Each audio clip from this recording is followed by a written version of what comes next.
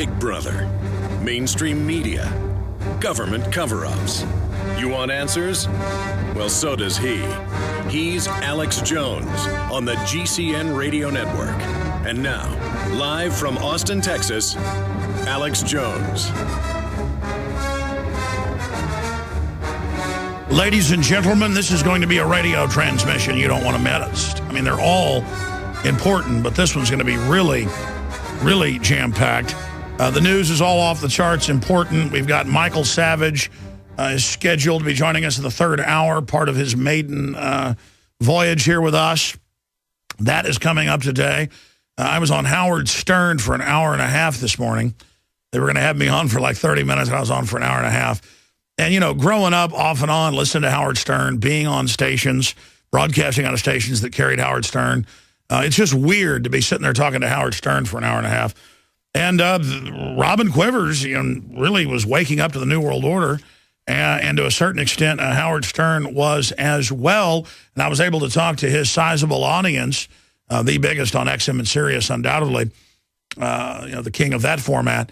And, you know, able to talk to him about some really, really important issues like fluoride in the water and what it's doing to people, and to quote Harvard studies to them, and to tell them about silicone in the chicken McNuggets, and to warn them about flu vaccines being dangerous. I mean, these are real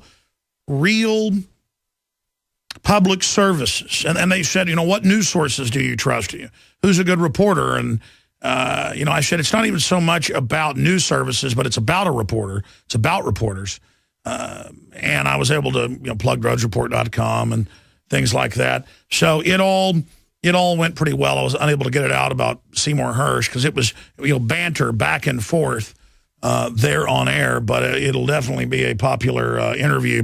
And so bottom line, the broadcast is reaching more and more people. And that's my goal. Go in there to people living in the Matrix, living in entertainment land, and one of the smarter, dirty shows. I mean, now Howard Stern is nothing compared to the other stuff I hear on talk radio and, you know, the shock jock morning shows and the other stuff on XM and Sirius.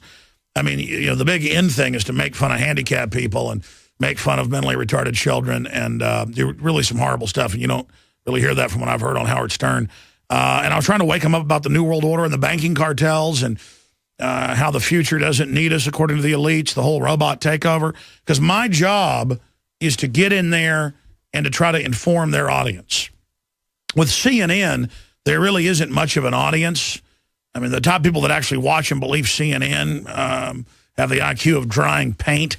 And so, you know, I just wanted to put Piers Morgan in his place.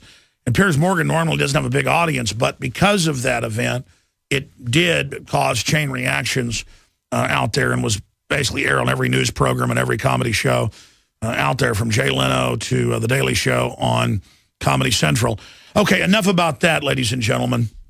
Wow, where to start? We've got big economic news, how that affects the dollar from what's happening in Europe.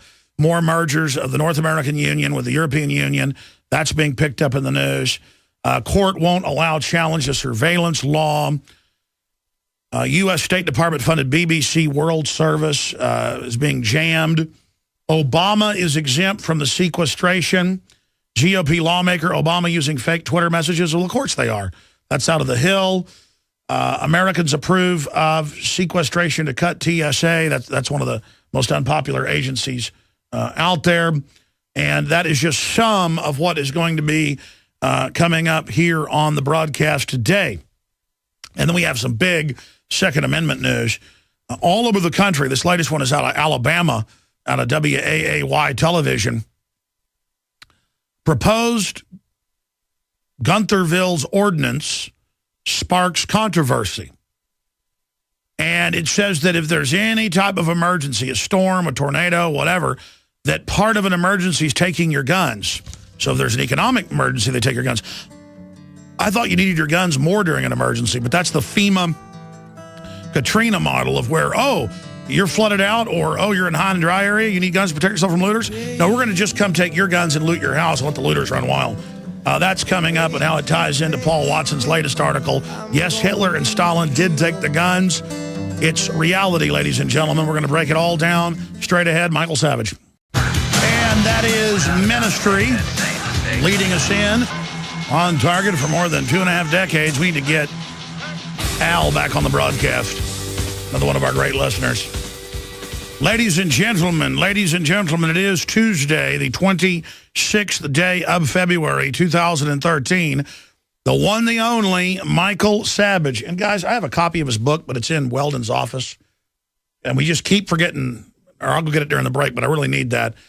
Michael Savage will be joining us coming up today in the third hour to talk about his new book that tries to get into the China takeover threat, the globalists basically selling us out to the communist Chinese and using the Chinese people as the slaves to build the New World Order. And we'll get into why he's against the flu vaccine, where he thinks the New World Order is going, how do you stop Obama and the globalists, the collectivists, and their Marxist minions, their useful idiots. All that with Michael Savage, who's scheduled, I say that jokingly because he's banned from the UK under thought crimes. He's scheduled to join us coming up in the third hour today. So start your engines on that front. Mark your calendars. It is today. I've got all this incredible news we're going to get to here in just a moment. I was on the Howard Stern show for an hour and a half this morning. I was supposed to be on for 30 minutes. And, again, I'm going out there trying to wake up people's audiences. So I went on. I was friendly. And I just reached out to Howard and Robin and his crew and started waking them up, Robin especially. She's like, well, wait a minute. I do know about that. And I do know about this. And I would just say wilder and wilder things and then have them Google it and find out that it was true. And I was just blowing them away. Silicone and chicken McNuggets, suicidal shrimp and fish on Prozac, aspartame causing diabetes, and then throwing CBS News in their face, the bisphenol A to hypersexualize and feminize women and feminize men. It was good overall. It was good, and I played along with them, and so was able to reach out to people because that's my job. That's what I'm here to do, and we're certainly having more and more breakthroughs by the grace of God. I'm very, very thankful. They played the clip of me crying, talking about the globalists hurting children, and they said, "Is that an act or is that real?" You can listen to it until it's real. This stuff gets to me, and I try to have a armor of being focused and being manly and being aggressive and also bravado, kind of a arrogance sometimes, sick, I turn stuff into a sick joke. And I don't come out with this dark satire and humor because I like it at a core level. It's just, it's a defense mechanism. It's a defense mechanism that I have at a subconscious level because this stuff gets to me. And that's why it resonates with people. You get it too. Yeah, here's his new book, A Time for War, Michael Savage. He says he's never seen such censorship of a book. This is a guy who's had a bunch of #1 New York Times bestsellers. He's never seen such censorship and such an attempt to block it. So we're going to be talking about that coming up with Michael Savage. Okay, that said, ladies and gentlemen, where to begin? Let's punch up drudgereport.com for TV viewers. If you're a radio listener, I will break it down for you. All tax, no cut. Will he cave in again? And that is John Boehner. Well, of course he'll cave in again, or cave in partially, because he's funded by the offshore megabanks that worldwide have the same policies from Germany to Japan to Australia to Costa Rica. I mean, what they want is what they get until we wake up to them. And you can see Bernanke's regional boss right down below him. Bernanke defends indefinite pumping selectively to themselves. And that's why it's creating such incredible inflation in luxury items, because only the ultra-rich who are the recipients of this can buy things for the rest of people. There's even some deflation in what you're being paid, but overall inflation, but not the hyperinflation we're seeing in some areas. Fed faces explaining billion-dollar losses in QE exit stress. And I saw a Bloomberg article saying it's 80-something billion a year given to banks. And all they're doing there is focusing on one small little level to talk about $80+ billion a year. If you expand on it, the MSCI sees the market value of Fed holdings shrinking by $547 billion over 3 years under an adverse scenario that includes an economic contraction and rising inflation. And then it goes on to break down $216 billion. And folks, there's different ways to look at this, but overall, last time they put numbers out a few years ago, it was over 40-something trillion dollars that American taxpayers gave to the private Federal Reserve and its 6 owning banks. And you're like, well, where does the money go? It goes nowhere. They've already written off the derivatives, most of them. They are just destroying the money to siphon it out of the economy to make you a debt slave. Because it's all zeros and ones anyways. And I know I talk about that ad nauseum. It's because it's the key to everything. And it's hidden like the elephant in the room or the little man behind the curtain. If you pull it back, it's a little elephant, little demonic elephant behind the curtain. And it makes me sick to see this going on, to see this happening. And Obama and the Congress, they don't see pay cuts under sequestration. In fact, here it is, Obama's paycheck exempted from sequestration, CNS News. President Obama won't have to worry about his paycheck in the spending sequestration, including the Budget Control Act that he signed into law in 2011, because he's exempt from it. Well, they're exempt from everything else. They're exempt from insider trading. They're exempt from their own taxes. They're exempt from regulations. They're trying to exempt themselves with bills from gun laws. I mean, that's the essence of tyranny, is not just when they oppress you, but then they exempt themselves from that as well. By the way, there's another article I'm going to be getting into. Scientists claim 72 is the new 30. And they're talking about life extension technologies and the way people act and things. It's a complex issue, but they tried to arrest mental development at about the age of a 12-year-old on average, right as you're becoming a man or a woman. But also, worldwide population longevity is going down because of all the poisons in the food and water. And then they just have these binary treatments that only keep you alive a little while. You know, you would have died when you were 50, but they keep you alive uncomfortably to 74 or whatever, when our longevity should be going up and up and up. So I heard everybody on talk radio this morning talking about, we're living longer. 72 is the new 30. Bull. People are now getting Alzheimer's in their 30s. People are going into puberty when they're 3 years old, having babies when they're 6, 7, 8, 9 because of all the chemicals. I mean, I was on Howard Stern this morning, and I was explaining to him the amphibians, the fish, the crustaceans, the shrimp. They're going into puberty early. They're deformed. They're bisexual.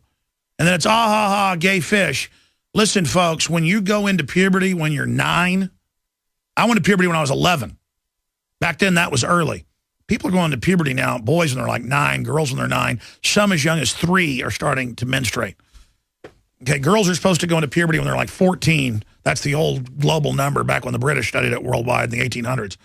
You're talking about 14 for girls, 13 for boys on average. Now, girls, it's down to 11 on average. Boys, it's just bizarre, ladies and gentlemen. Boys, actually, in some cases, are going into puberty later because of all the estrogen mimickers, or they're having more of a female puberty. You know, they're growing breast and things when they're 7. And, they made jokes about gay shrimp and stuff. I'm like, yeah, but this is real, folks. This is hitting you and hitting your family. And then Howard Stern's like, well, there are too many people. And I'm like, yeah, Howard, but everyone's being targeted by this. So who are you going to select to kill? And he goes, well, I just don't want more people. Leave everybody alive, alone. But that's not where this is going. And the West is dying. The West, on average, has about 1.5, 1.3, depending on the country. Some 1.2. What, Italy? Italy, a few years ago, was actually down to 1.1. Some cities have a 0.9. That's for 2 adults, a woman and a man in the population. They have less than 1 child. And then fools send me emails going, how can you have 0.9 children? It's an average, folks. So all of that went on. And we're going to be going over that. But I want to cover this first when we get back, because I mentioned it yesterday, but I didn't cover it properly, and I didn't play the clip. Robert Gibbs, the former press secretary, saying, I was told to say the drone program didn't exist, and he said it was like the Wizard of Oz, the little man behind the curtain, because it was a public program. Yeah, I mean, I've seen press secretaries under Bush as well get up and say there is no inflation when there's inflation on record. And then they ask, why do I lie when it's blatantly obvious it's a lie? It's to acclimate everyone to lies, not to even accept them, just to where, well, this is what we do. It's the analogy of like animals all around an apple orchard. And some deer run and eat some apples, and the guards run to protect that. The farmer does, the person managing the orchard. And then some squirrels run in and eat it, and then some pigs run in and eat some, and then a bear comes in and eats some, and then a badger comes in and starts eating some. And you can't stop them all from just rushing in. And that's the psychological thing at play here. To where I'm on the radio going, hey, they're putting cancer viruses in your vaccine. Here's the name of it, SV40. They're killing you. And it's, ha, ha, ha, gay fish. And I'm like, hey, this is affecting you and your family. I mean, and I understand people just are in this giggling mode where they can't get out of it. It's mind control. Back live here, ladies and gentlemen. And let's get into this article because it's a window into everything we're talking about. We have several articles dealing with this up at Infowars.com. Yes, Hitler and Stalin did take the guns. A fake meme was put out by a whole bunch of so-called liberal authoritarian websites that we have a link to, saying that Hitler didn't take any guns and that authoritarian Stalin doesn't take guns either. When you type in Hitler and gun control, that's all the top links. Bizarrely enough, along with some Nazi sites saying Hitler was pro-gun and didn't take anybody's guns. So we have links to that, debunking the meme that historical gun grabs are carried out by dictatorships. Again, debunking the meme that historical gun grabs by dictatorships is a myth. And then the other big gun news here, city wants power to disarm individuals during crisis, any type of emergency, like a hurricane or tornado, a storm, just like we saw in Katrina. That's up at Infowars.com and Prisonplanet.com. Now, going over this clip, former Obama press secretary was ordered to act as if drone program did not exist. The first rule of the drone program is that you do not talk about the drone program. And Steve Watson wrote an article about this. It was also picked up by some other publications. But the point is that it's not like he was told don't admit some secret torture program, which we know Obama's continuing and has been caught doing, and then putting out Zero Dark 30 movies about how the White House was involved in that, about how he blocked the torture program, another lie. And the idea that the torture program, actually saved America, more lies. The name of the film should be Zero Dark Easter Bunny. But the larger issue here is that Gibbs is up there saying it's like the Wizard of Oz, the little guy behind the curtain, because the drone program is all over the foreign news. It's admitted to be going on, and that Gibbs was told to just say it doesn't exist if people brought it up to him. And so he's now on MSNBC and on CNN doing interviews. He goes on all of them, saying basically the same thing now. Oh, yeah, I knew it was silly, but that's just part of what we do. Just like when he got everybody on board the aircraft at Dulles, outside D.C. in Virginia, I was there. I was covering it just miles away at Bilderberg in 2008. And the jet takes off. They close the door. And the media, because there's footage of this, the raw footage was put out on the news. They're like, where's Obama? We were told he's going to Chicago on this plane. We went, sorry, a decision was made with some people, because that's when they decided Hillary was going to step down. Obama was going to get the presidency. It's why Gibbs was so excited. And Gibbs is having this euphoric rush. He can hardly talk. And he goes, there's some meetings that people want to have in private. This is an Obama deception. And so the decision was made, sorry, yeah, we shanghaied you. You're going to Chicago without the president. And then the media ran around going, where's the president? And even when I told them they were not allowed to come show where he was at with Hillary, with the Secret Service and the Marines, pointing MP5 submachine guns at us. So it just shows the control. There is no Bilderberg. There is no drone program. There is no aspartame. Aspartame doesn't give you diabetes and cancer, even though they admit it does. And yeah, there's cancer viruses in most vaccines, but so what? Dying's fun. Because we care about the children. Sandy Hook, we're very upset. Ban all the guns for the 20 kids. We really care, even though we say there's too many people. Let's kill everybody. So here he is now, just like Karl Rove told the New York Times 6 years ago, we control reality now. And if they told us the Statue of Liberty didn't exist, it'd be true. If they said that the Golden Gate Bridge didn't exist, it'd be true. Because they control reality, because we believe what they say. They've got the general public in a trance to the point of Gibbs now going on TV making jokes about lying to people. And see, this is sophisticated. People are like, oh, he's Mia Coping. No, he's not. It's all part of a flaunting it in your face, okay? It's all part of flaunting it in your face. Here's that clip. When I pay attention to the man behind the curtain. We're going to be right back after this quick break. Stay with us. We will expose the man behind the curtain. Monday through Friday, 12 noon to 3 p.m. Eastern. We're here. Don't forget, weeknights, 7 o'clock Central. I'm going to get back into the news. And, yes, my son is going to be in studio in about an hour. He's here at work with me today. And I want to get him in studio because he came up with some pretty funny jokes this morning. He was listening to the rebroadcast of the radio show this morning here at the office while I was getting ready, and he saw the Obama Bites piece because the rebroadcast is also on TV monitors in there in the green room because we restreamed the video, and he saw Mike Adams here in studio talking about Obama Bites, the little joke thing that he came up with the different things, the ingredients. It's made in China, and it's got squeezium and the government robbing you. It's got Obamunism, turning you into a communist, Caesarism, where they seize everything you've got, the Feinsteinium that turns demonic gargoyles into U.S. senators. Well, my son, who I'm still not going to show, but he can talk on the radio, he'll just go by Little Alex. His name's not Alex, but we're still protecting his identity for another season, probably. He's going to be in there. He came up with a whole list, 19 different ones. But he added a part that, luckily, it has no freedom, lithium, happinism, destinism, I guess your destiny, and it's and not made in America. And he came up with hopianism, fake hope that leads you to communism, tyrannyism. He can pronounce all this better than I can. I've had like 3 hours sleep, folks. I got up at 4 a.m. for the Howard Stern show this morning. Radium, sheep.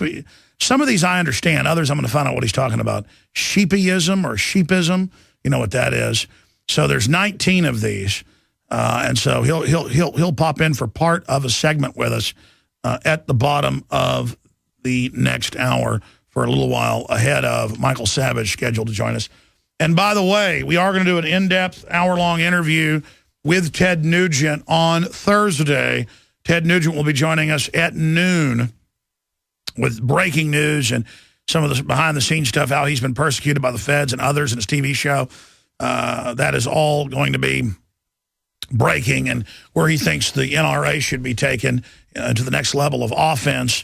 All that is coming up on Thursday with Ted Nugent. He called into the show. We talked about a lot of things on Sunday, and we got in touch with him yesterday. And so that is coming up. That is coming up pronto on good old Thursday.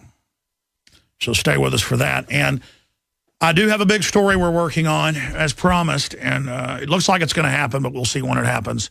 See, I usually stay up till about midnight, and then I get up at like 5 a.m., but I sleep like the dead.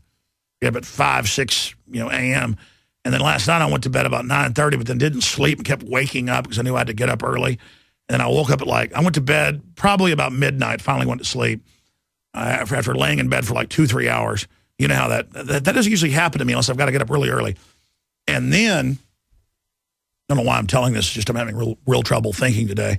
I'm out of gas, ladies and gentlemen. I don't feel bad. I'm just out of gas. And to make a long story short, I'm sure I'll wake up when Savage gets on with us.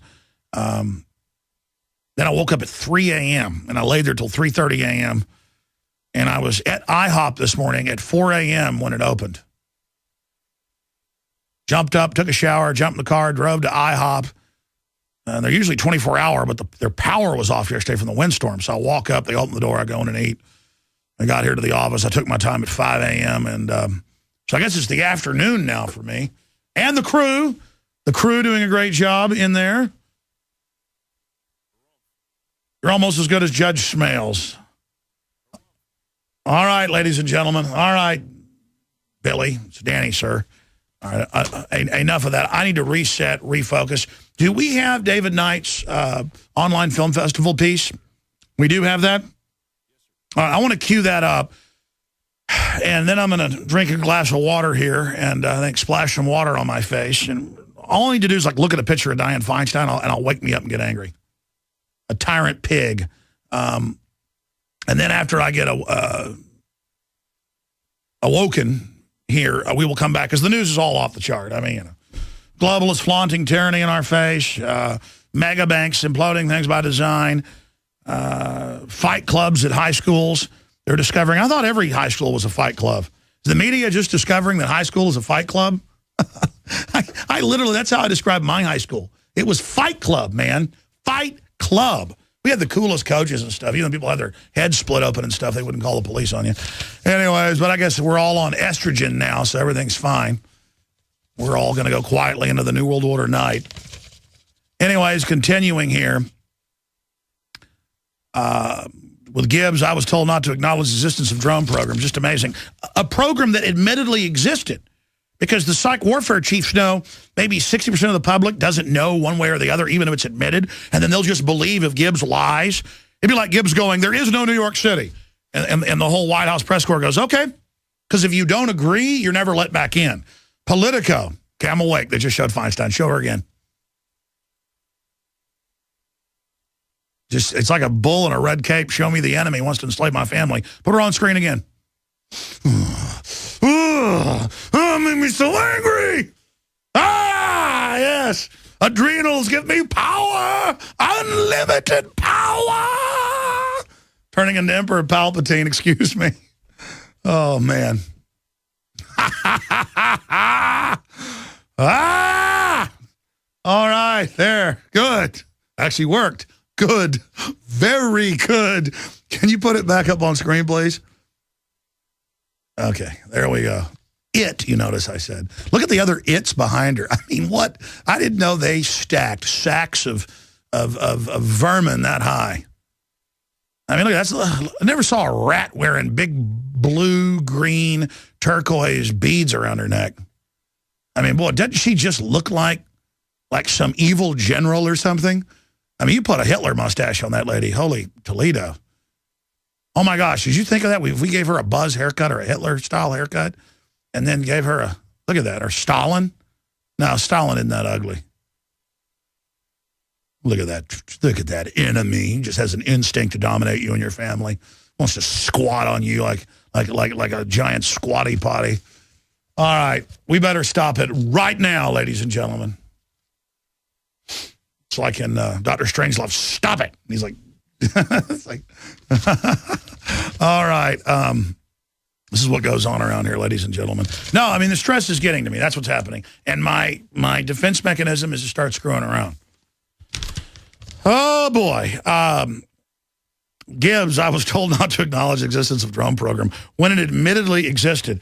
So I want to play a little clip about the big film contest that's getting a lot of excitement. I'm finding out from filmmakers around the country that a lot of serious filmmakers are involved, but also small-time people. And who knows whether it'll be big-time or small-time. Could be a small-time person wins. Infowars.com/contest. We're going to talk about that in a moment. But don't forget to support the broadcast. Everyone should be drinking purified water, the best gravity-fed filter out there with the Pro One filters that have the colloidal silver and the Aquamedic systems all in one filter. Nobody else has got it. Blows away the competition. Look at the side-by-side comparisons. 10% off with promo code WATER, and it supports the broadcast. You are insane in the membrane. If you do not get over to InfoWarsStore.com and get a Pro Pure today, and we also have the Life Straws and just everything else, the Modifilin, all of it, at InfoWarsStore.com or by calling 888-253-3139. And you know we are at Mach 10 with our hair on fire here. So just keep fueling us, mid-air refueling here on air. Get Prisonplanet.tv membership, $5.95 a month, 11 memberships for $5.95 a month. That's less than 50-something cents. Was it like 55 cents? Because 10 memberships is 59. cents. So whatever. It's like 50 cents a membership. Get it. One master membership, 11 memberships, $5.95 a month. Prisonplanet.tv. See the video of the TV show during the radio show every day. The books, the videos, high def, everything. Prisonplanet.tv. Get your subscriptions, expanded extras, everything. Prisonplanet.tv. Prisonplanet.tv. Did I mention Prisonplanet.tv? And support our local M&FM, support their local sponsors as well. But get a Prisonplanet.tv membership, get a Pro Pure water filter, get the Pro Gun, come and take it, shirts, the original variants with the Second Amendment inside of them our great graphics crew came up with. The Obama Joker, a new design, that limited edition is back with a new limited edition that we're only going to have in 2013. And all your purchases are war bonds in the Infowar, so that you can know that we are absolutely out there, 110% hitting the enemy at point-blank range in a seek and destroy operation, foaming at the mouth, okay? I mean, let's just get it straight. You know, it's time for everybody to realize what side they're on and commit and come in for the big win, to quote Full Metal Jacket. What's the you know what? I get neurotic about this. What is the full quote on Full Metal Jacket? Let me see. Full Metal Jacket, come in for the big win. I love that. It sounds like how my grandpa, my dad's dad, used to talk. Here, let me see this. Full Metal Jacket. Man, this computer needs to be restarted. Now, that's not the drill sergeants when they got the mass grave they found and the guy's wearing a peace sign as a sick joke. And he goes, what is that, some kind of sick joke? And he goes, no, sir, it's something about the duality of men. Duality of men. Yes, sir. And he goes, you know, he threatens to court-martial him if he doesn't pay attention. Why don't you jump on the team and come in for the big win? Joker, yes, sir. Colonel, son, all I've asked of my Marines is they obey my orders as if it was the word of God. Yeah, there's the quote. Why don't you jump on the team and come in for the big win? I just love that. Why don't you just jump on the team, stop bending over to government corruption and ridiculous propaganda that treats you like you're a total moron, and come in for the big win? All you got to do is stop believing their baloney, get informed, get involved, take control of your destiny, ask God to kick you in the butt, and let's go. Let's go. Let's go. I'm sick of it. I'm tired of playing games. This is a joke that we're being taken this easily. It's ridiculous. Get out of the mind control. Break your trance. Why don't you jump on the team and come in for the big win? Why don't you jump on the team and come in for the big win? Why don't you jump on the team and come in for the big win? Why don't you jump on the team and come in for the big win? Yes. Yes. Why don't you jump on the team and come in for the big win? Why don't you get with the program, America, and the rest of the world, that you're being screwed 7 ways to Sunday, and it's getting worse by the minute, and the government's arming to the teeth against us and absolutely gearing up for a physical purge. Instead of that scaring you, you should know that if you oppose them now, they will be destroyed politically. But if you bend over to these people and roll over and lie down and get on your knees, folks, it is over.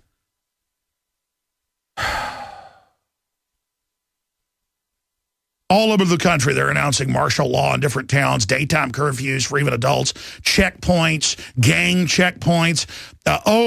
Now, if there's ever an emergency, everyone must turn their guns in. It's a new city law. That's up at Infowars.com. I mean, it is just, come on. And it's that instinct of the tyrants. They've already taken our banks over, taken our money over. They already run everything. They're already jacking us with poison, but they're afraid we might wake up. And so they're like, oh, let's just take all the guns and bring in total tyranny. Let's have a national compulsory service. That's all being announced. They're graduating FEMA corps now of crazy ne'er-do-wells. You look at it's all these teenagers with their arms crossed behind their backs, all overweight, like staring hatefully, like they think they're about to kick everybody's butt. I mean, if that's what the New World Order is going to use against us, it's just... But it's so crazy. It's like laughing and crying at the same time. I guess after that point, you then go into like Woody Woodpecker, where he goes, when he like bounces around, and then we should come back with Woody Woodpecker. You know what we're going to come back with? We are going to come back, ladies and gentlemen, with the David Knight quick piece, and then I'll get into the news. I promise I will comport myself. and get to it all. But I do think the time has come. The time is now. Marvin K. Mooney, you must go now. I think it is time for me to take a week vacation. The only problem is I have to absolutely turn off the computer and go somewhere, which I can't do because I do need to reset. I absolutely do. Go fishing. Maybe rent a cabin somewhere. I do need to do that. You know, we all get so busy in the rat race. The system knows that. And that's why people don't even want to hear this stuff. They think it's like work I'm trying to give them. It's going to be a lot of work if we don't get government and corrupt insider mafias off our back. Listen to these headlines. Obama, window of opportunity for Iran attack open in June. Totally bizarre. Infowars.com. That's quotes by the State Department and Obama. U.S. dairy industry petitions FDA to approve aspartame as hidden, unlabeled additive in milk, yogurt, eggnog, and cream, which they admit gives you type 2 diabetes and cancer on record. Killed baby rhesus monkeys in the studies in the 70s is why they couldn't get it approved. But now it's for your children. Just god-awful evil where you don't get to know. Not just GMO, now aspartame and MSG.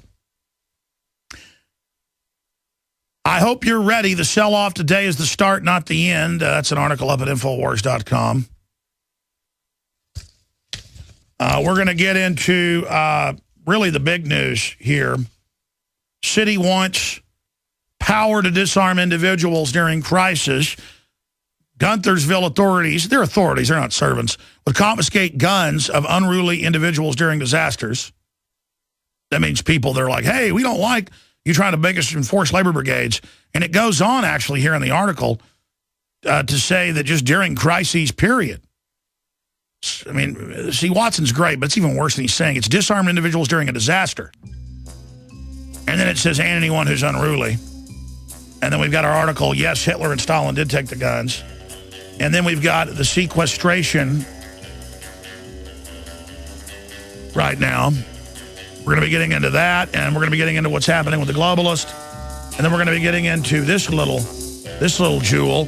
GOP lawmaker, Obama using fake Twitter messages in fight over gun control. Of course they are. It's PSYOP robots. Your freedoms are on the line. Right, folks, welcome back. Thank you for joining us. It's not deja vu. I thought we'd play this piece twice so that we could just, think about where this society and this culture has gone. And we all need to reflect on the rampant corruption, because when you just give in to corruption, it takes over. That's why we've launched Operation Paul Revere. And there's already a huge response a month into it. You've got 2 months to make a film, whether it's 3 minutes or 2 hours long. And there's first place is $100,000. And I'm doing this because it's going to create hundreds of powerful films promoting liberty, exposing tyranny. That's the goal. And then out of that, we will find a group of people to work with to make films to put out not just on DVD or on the internet, but to also put out in theaters.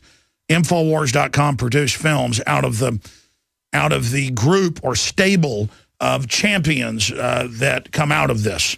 So right now, let's go ahead and play this breakdown with myself and our reporter who's heading up the contest. I'm the judge, but he's coordinating it. Our own David Knight. Here it is.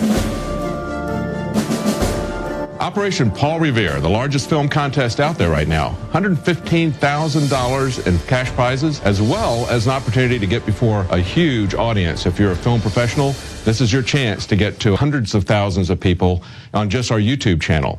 Alex, tell us a little bit about what you're trying to do with this film contest. Well, David, about a month ago we launched this, and it's got a small window of 3 months because tyranny's taken over this country. And whatever your idea of liberty is out there, we want you to make a short film, or it could even be a long film. The rules are at Infowars.com/contest to resist this tyranny. Mm-hmm. That's why we're calling it Operation Paul Revere.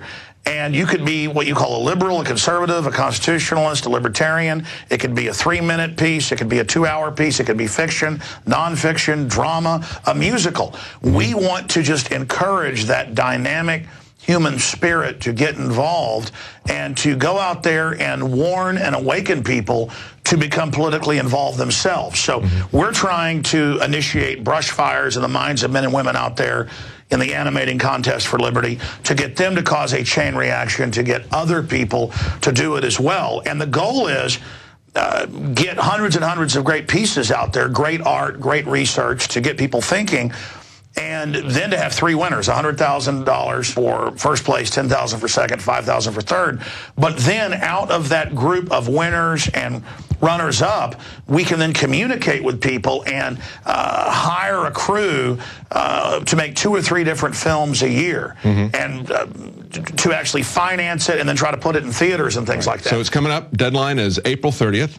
Oh, your point about the film festival. Explain that to people. That's the most important. Well, you know, that's one of the things people are looking for audiences, right? And the Cannes Film Festival, they got a couple 100,000 people go to that. But that's one of the biggest ones. Most of these film festivals, you're only going to have about 10, 15,000 people there. Not all of them are going to see your film. With this, you've got 417,000 people just on your one YouTube channel. And that's just the subscribers. Right. So, I mean, one of the things that's really key for filmmakers is they want an audience. They want people to see their work. And this is a great chance for people to see what they can do. It's kind of like an online virtual film festival. And I hadn't thought of that, but I mean, that's exactly what it is, a giant online virtual film festival where the public, a radio show, a giant YouTube channel, they see your work, we debate it, we talk about it, you got a chance to win $115,000. Take a look at Infowars.com/contest, and you'll find all the information there. It's pretty open. There's not a lot of requirements there, but there are a few. So take a look at what we've got there. Put your hat in the ring. Be part of the solution to the corruption and oppression. Be part of the resistance to tyranny. We're looking for the Paul Reveres that will drive a stake through the New World Order's wicked heart. I'm pretty excited with Michael Savage coming up. And I shouldn't be a pig here. I should open the phones up for everybody, too. We'll do that in the next segment, take some calls this hour. It really is overwhelming. Just what's happening in Europe, I could spend the whole show on. How they just put Berlusconi back in. There's a 3-party deal in their Senate. Looks like he could be back in control of the country soon. We'll see how this shakes out. Total bizarro gangster. But he does make the globalists mad, and that he won't totally bankrupt Italy. So the Italians like him. And the bond markets and the globalists are freaking out. I saw a quote from Zero Hedge from the TV news where one of the bond companies was like, for the first time, a European country has voted wrong. I mean, they've installed leaders like Mario Monti in Italy and others in Greece. I mean, they tried that business in Iceland. They just stood down and passively protested for a year till the whole government fell apart. Now they've arrested the government.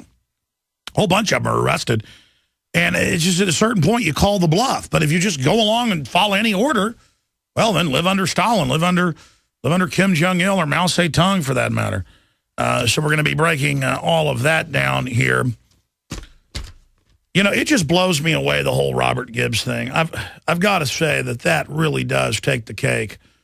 Just arrogantly saying, well, the drone program was admitted, but I was told to say it didn't exist, which was crazy because it's admitted to exist. Yeah, Gibbs, that's probably why you got kicked out. You're not evil enough to fully understand how all this works, son. They're there to subconsciously condition people to accept lies and then run away from the truth. But Obama warned spending cuts could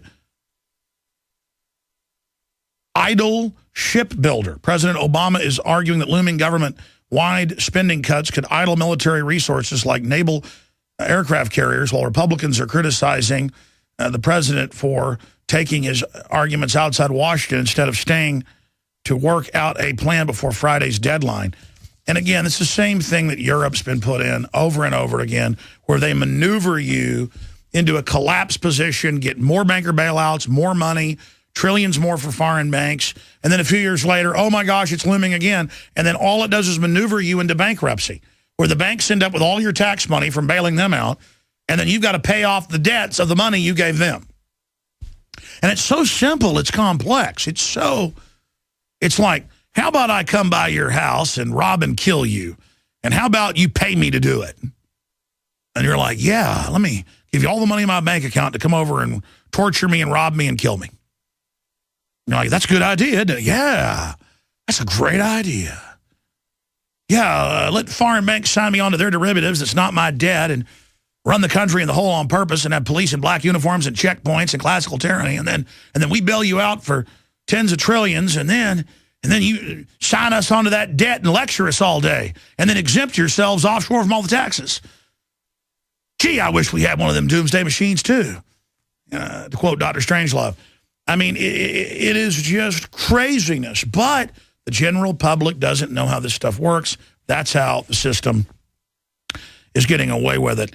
Just like they had a concerted effort after I was on Piers Morgan to have Salon and Daily Beast and all of them go, Hitler didn't take guns. He was pro-gun. Yeah.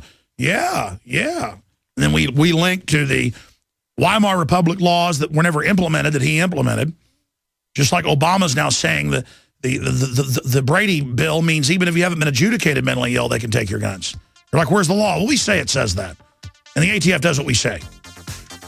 And then in the 38 Gun Control Act that Hitler did get passed. But the point is he did take the guns from the groups he was targeting, and they highly restricted the others. And anyone that denies that is a liar. And we have the proof in this article. So go get our article, push it to the top of Google results. We'll be right back. Stay with us. Well, we're less than an hour out from Michael Savage joining us with a lot of breaking news and intel, from the flu shot, why he's against it, to the China threat he believes is the #1 thing on the horizon. I happen to agree with him. That is all coming up, ladies and gentlemen. Some unbelievable news up at Infowars.com. City wants power to disarm individuals during any crisis.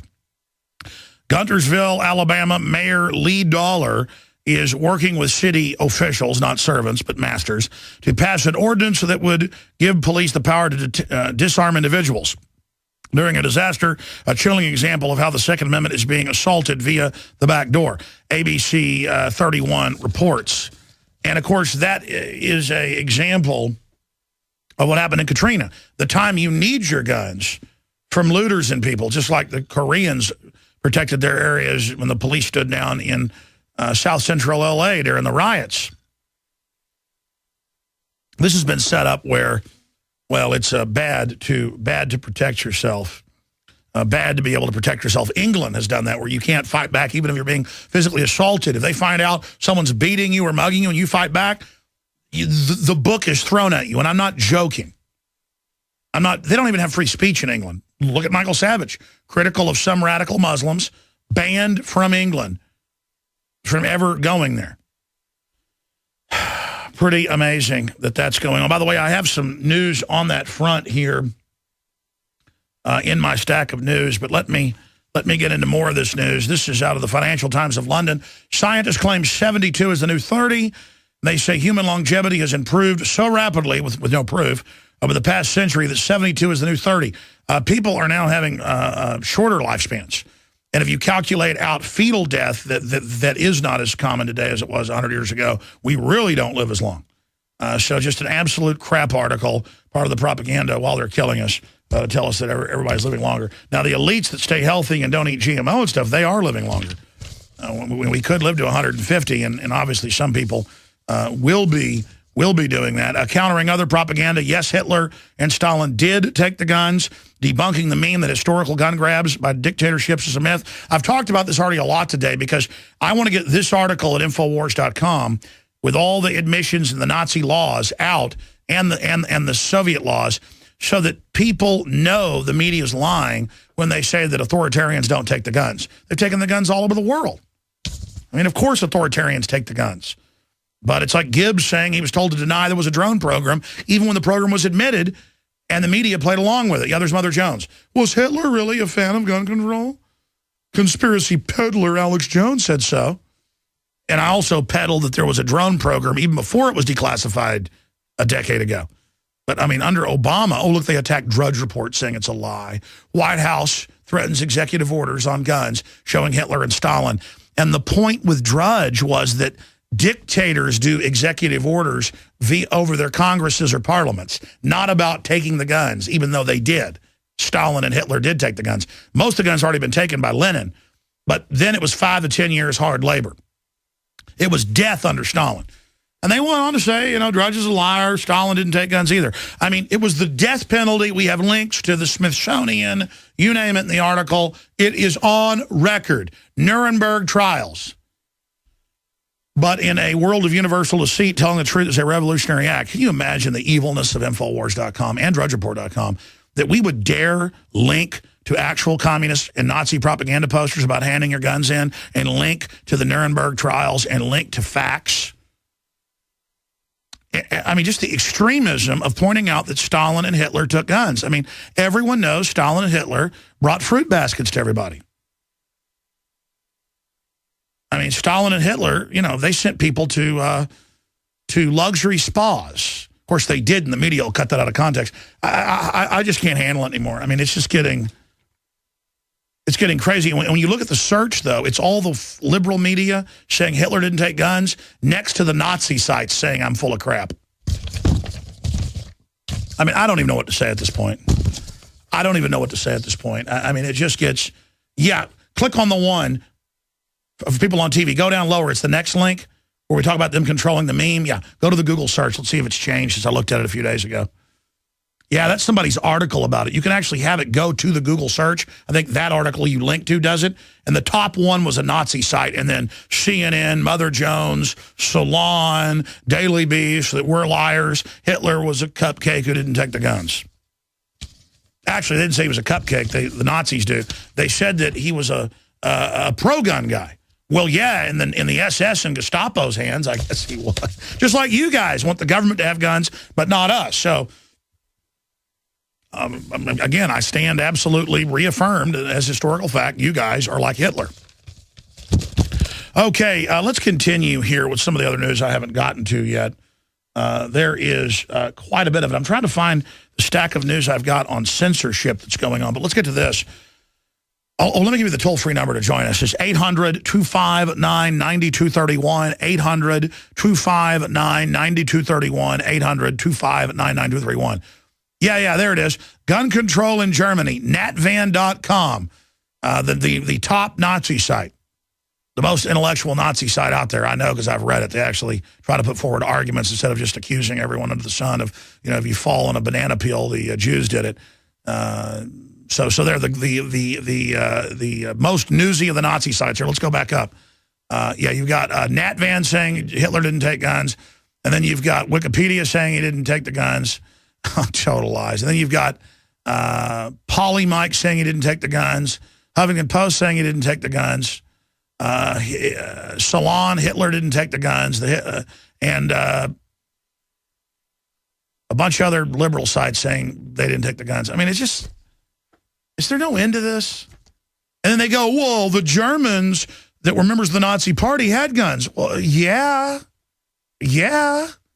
Hitler took the guns from the groups he was going to go after. Man, stop your lying. All it does is discredit you. That's all it does, scum. That's all it does. And I say most intellectual and Nazi sites, most of them just Photoshop big noses on people. Or Photoshop you into somebody who you're not and say, here you are at a bar mitzvah. I mean, it's just like unbelievable seediness and deceptiveness.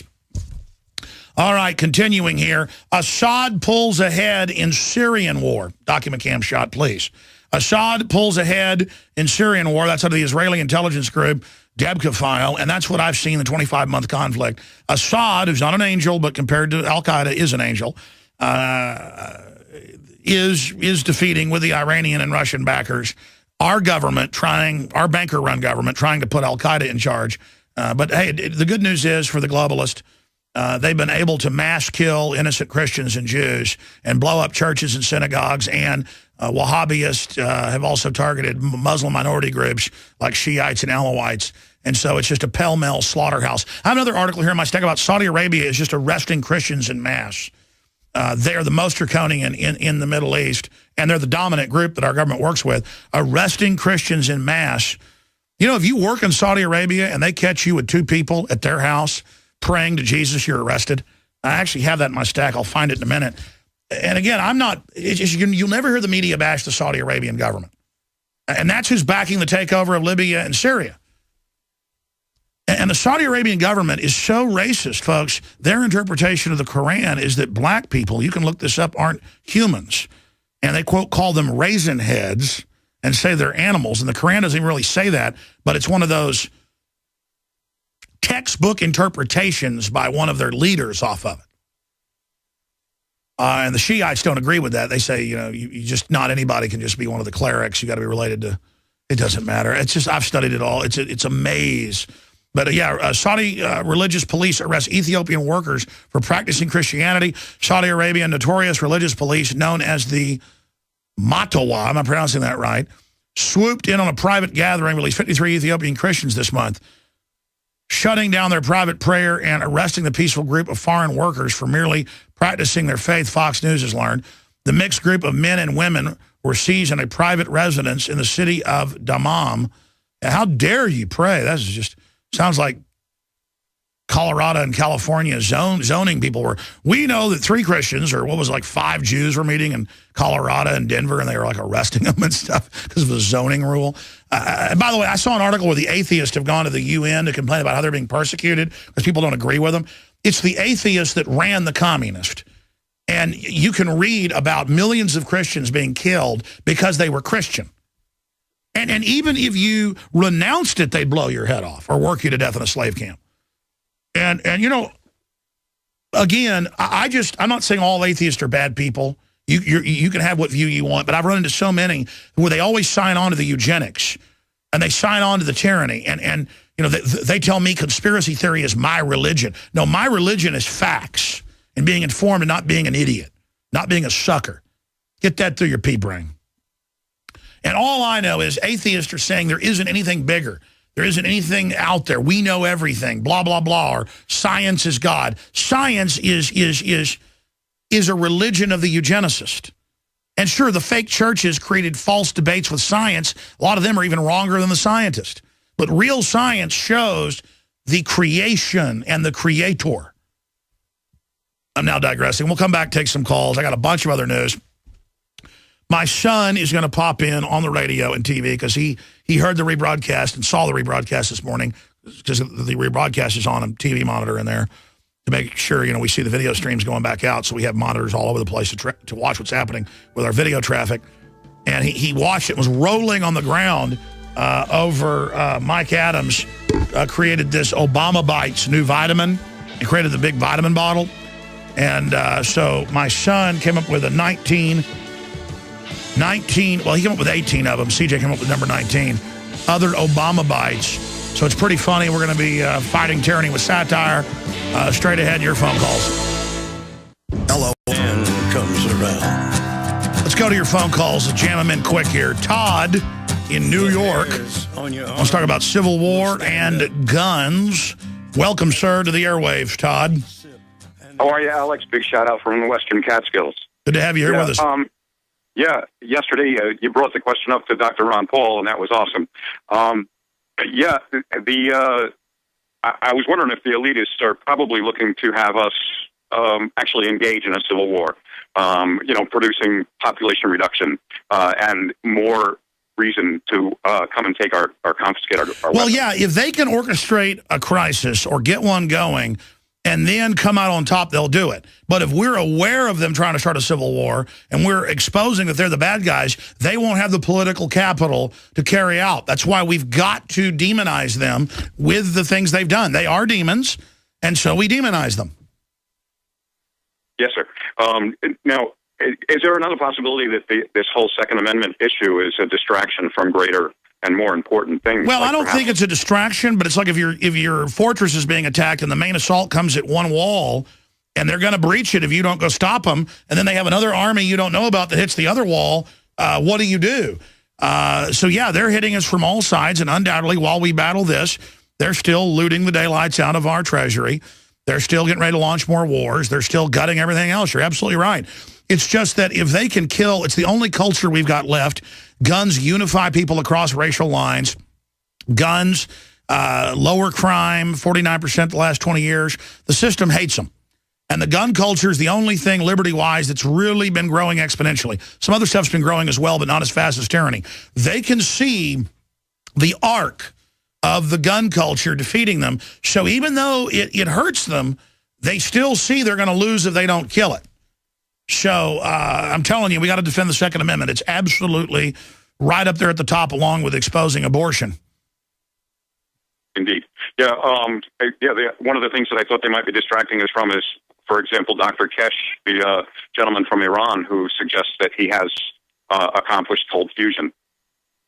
Yeah, there's a lot of people say they've done that, and there's been some proof of it, but they can never do it in large enough quantities of power, and they can't make it feasible to actually power things. That's why I don't cover a lot of alternative energy, because so much of it is either an investment that won't go anywhere because there's no market grid, delivery system set up, no scalability, or because it's riddled with scams. I mean, it's just a minefield.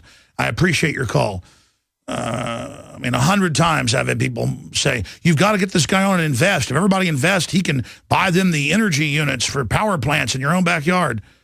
The most feasible thing is solar power, even if you start only partially, that's not on the grid, that's at your house, and wind turbine at your house if you're in a windy area, and well water, and horticulture, and the type of stuff Mike Adams is working with. Self-sufficient systems. The problem is you got to have money to do that. Let's go ahead and talk to Brendan in Wisconsin. You're on the air. Go ahead. Hi, Alex. Thanks for taking my call. You and JB were nice enough to post a couple of pieces that I had written in the past couple of months, and one was on the State of the Union address. And I sent him also a three-step process for combating the crisis reaction solution script that we know is coming. Tell us briefly, how do you combat the Hegelian dialectic? Awareness expansion, reaching out beyond just AJS, Alex Jones Show listeners, cooperation, and that would mean public outreach and derailing the mainstream media's assault on gun owners. And then preemption, and that's filming on the ground and get people ready to go if something happens in their neighborhood. No, I agree. I mean, the biggest thing is just waking up. The tyrants have taken over, and just get active. Just getting active, getting used to doing YouTube videos, calling into talk radio, getting your own local weekend show. It's easier than you think. Access TV, going to the State House, calling into C-SPAN, saying no. When government tries to dominate you and act like you're a criminal, say, hey, I'm not a criminal, you're a servant. And even if they beat you, then you sue them, then you defeat them. You've got to be willing to get past your fear and the cowing that we've come under. I mean, look at how people are scared of the police. People are scared of everything. Well, folks, if you act like a bunch of sheep, you're going to get gang raped by tyrants.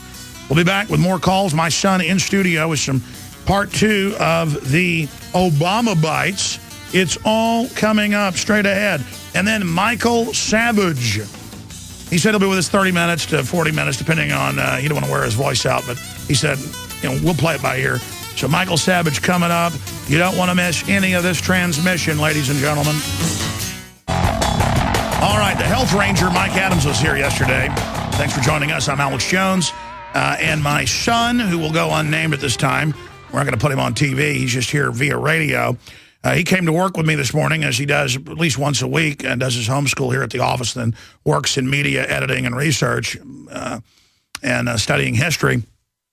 And, again, we had on the TV screen in the green room where he was doing his schoolwork, the rebroadcast of yesterday with Mike Adams, who brought in the Obama Bites. It looks like a big medicine bottle or vitamin bottle, and it's got feinsteinium in it. One a day keeps freedom away. Obama Bites, chewable multivitamin, made in China. And it breaks down the fact that it'll help you be an absolute slave. And so my son just started rattling off a whole bunch of other ingredients that are going to be in Obama Bites Plus, and he even wrote it down here. He's 10. I'm pretty proud of him. Everybody says their kids are exceptional, because you are exceptional. Humans are exceptional, but my son really is exceptional. But let me show viewers this right here. He just wrote this up. He had this idea about an hour ago. Obama Bites Plus, kind of like we have Pollen Burst Plus at InfoWarsHealth.com. And he came up with hopium, and plus mercury, lead, uranium, and plutonium, product of China. I like hoaxification extract. That's actually, I said hoaxification, and then CJ had the idea of the extract. So let's start hear some with why you liked Mike Adams' little piece of dark satire so much, and then break down the 19 different things you've come up with. I mean, it was like so funny and also so real. Like, these are the things they want us to do, and also they're influencing it by television and stuff. Obey, obey, obey. This is correct. This is right. I'm talking... Aspartame is good for you. Type 2 diabetes and cancer. Yeah.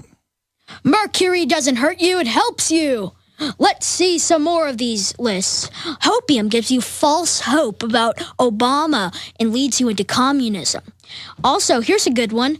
Tyranium allows you to accept tyrants easily. You came up with that. Good job.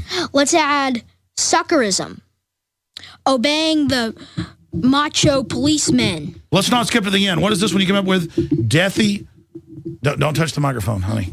Okay, what's this one right here? It's, what's that one you came up with? Deathium, or what is that? What number? It's number 3. How do you pronounce that? Deathium. And what is that? The death panels? Yes, indeed. Well, it's for the Earth. It's for the... Of course, Obama loves you. Obama. That's number 5, sheepium. What's radium 3G?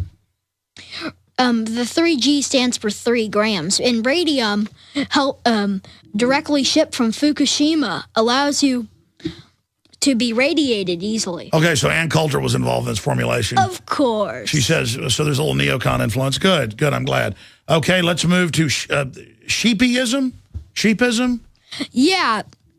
Obama wants us all to act like this, and his globalist masters do as well. Obama, Obama, Obama. Now, you really like this morning the thing about, don't touch the mic. If you had headphones on, you'd hear that. Yes, sir. It's all right. Teaching you here. You're doing well, young Padawan. Now listen, let's expand here. I have a new apprentice, younger and more powerful. Now, listen, let's go to the next one here. Let's talk to, what's number 6? Number 6 is called pettyism. Just dumbs down your basic human instincts. So care if somebody has a Jabba the Hutt toy, it must be racist. But if they're aborting 52% of the black babies, that's not a problem. Yes, that's exactly what it pettyism. Okay. Yes, of course. Well, I mean, it's not bad to kill the babies, but the Jabba is obviously racist. Of course. Okay, now what's number 7? Falsism. Okay, what's that? Believing false things. So that's actually the religion of Mr. Gibbs. Like 9/11. Okay, what's number 8?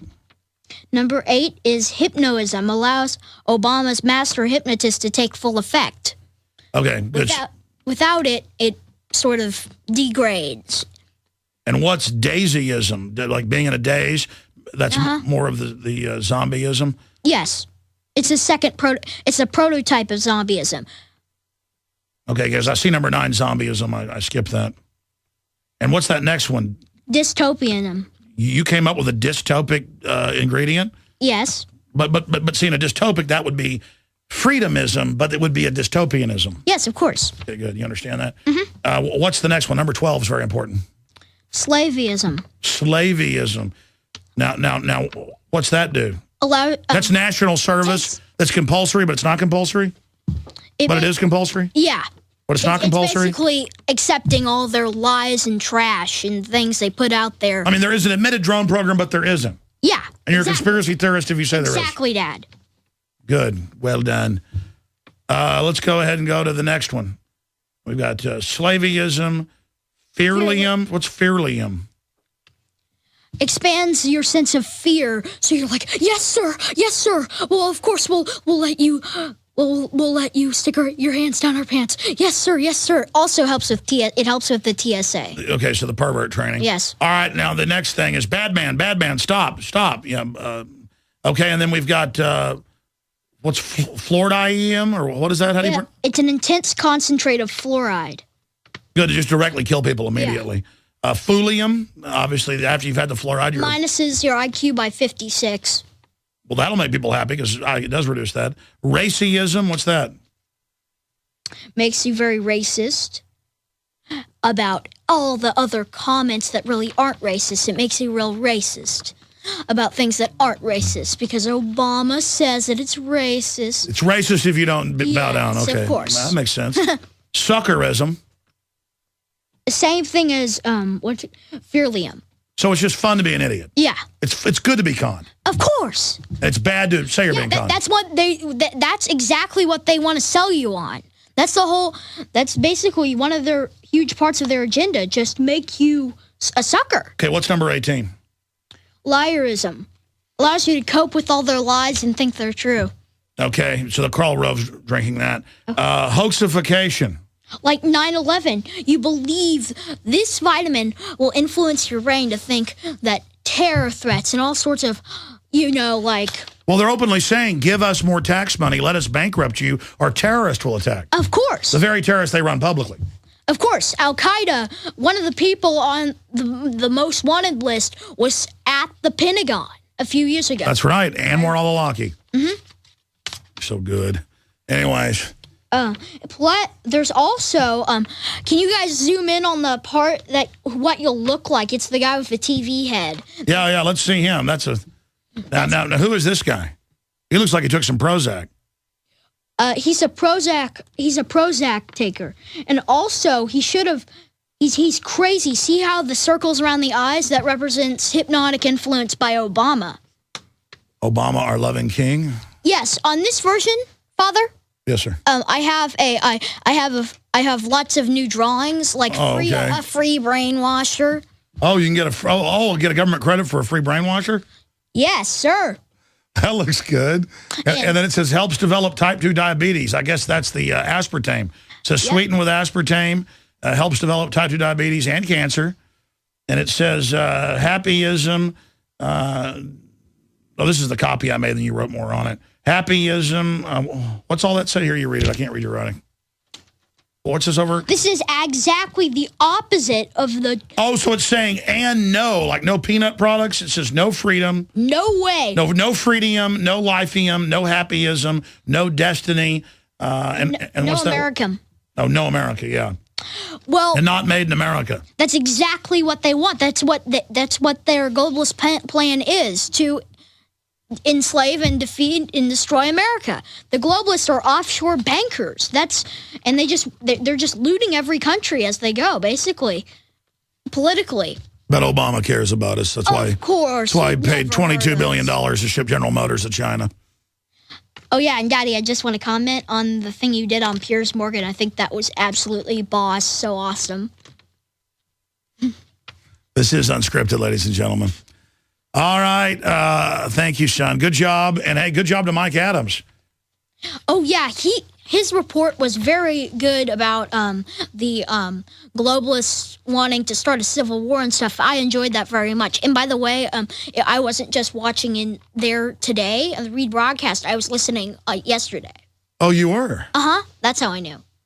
You told me you were watching it, too. You ran of course. I was looking in the green screen room. So thanks for having me on, Dad. I want to get on some more, and I hope I can reveal my identity soon. All right, well done. All right, go on. Bye, Dad. Love you. All right, there you go. Man, I wish I had some more sons. My girls are great. I need to train them to be commandos against the globalists. The issue is he just is a natural. He just wants to do it. He's into it. He's read more history books than I guarantee 100 adults have. He's obsessed with it. Okay, let's go to phone calls as promised, then back to the news. And then Michael Savage is joining us. Let's talk to Greg in Canada. Greg, you're on the air. Go ahead. Hey, Alex, can you hear me okay? Yes, sir. Yeah, it's Craig in Vancouver. I just wanted to follow up to your interview with David Icke, I guess, last week. Yeah. Regarding the hack. I've been having this thought a lot lately. And the lie is the hack. It's the lie. And if I could go a little inception on you, I really feel that this Santa Claus thing is not as innocent as people make it out to be. Oh, no, they teach you that like a secret guy comes down the chimney and gives you presents, and you lie to your kids, and it implants kids with the idea that lies are real. And, people could say it's fun, it's fun at one level, but no, I think Santa Claus should be publicly executed. Well, and I'm being sarcastic. Sorry. It just spiderwebs into all these other facets, and I really believe it's one of the pillars of a new world order psyop. It is a psyop because it has all the makings of it. We do it to ourselves. You have parents doing it to their own children. It's probably the first lie they ever tell their children. older kids, when they figure out the lie, the parents bring them into the fold to then perpetuate the lie on the younger kids.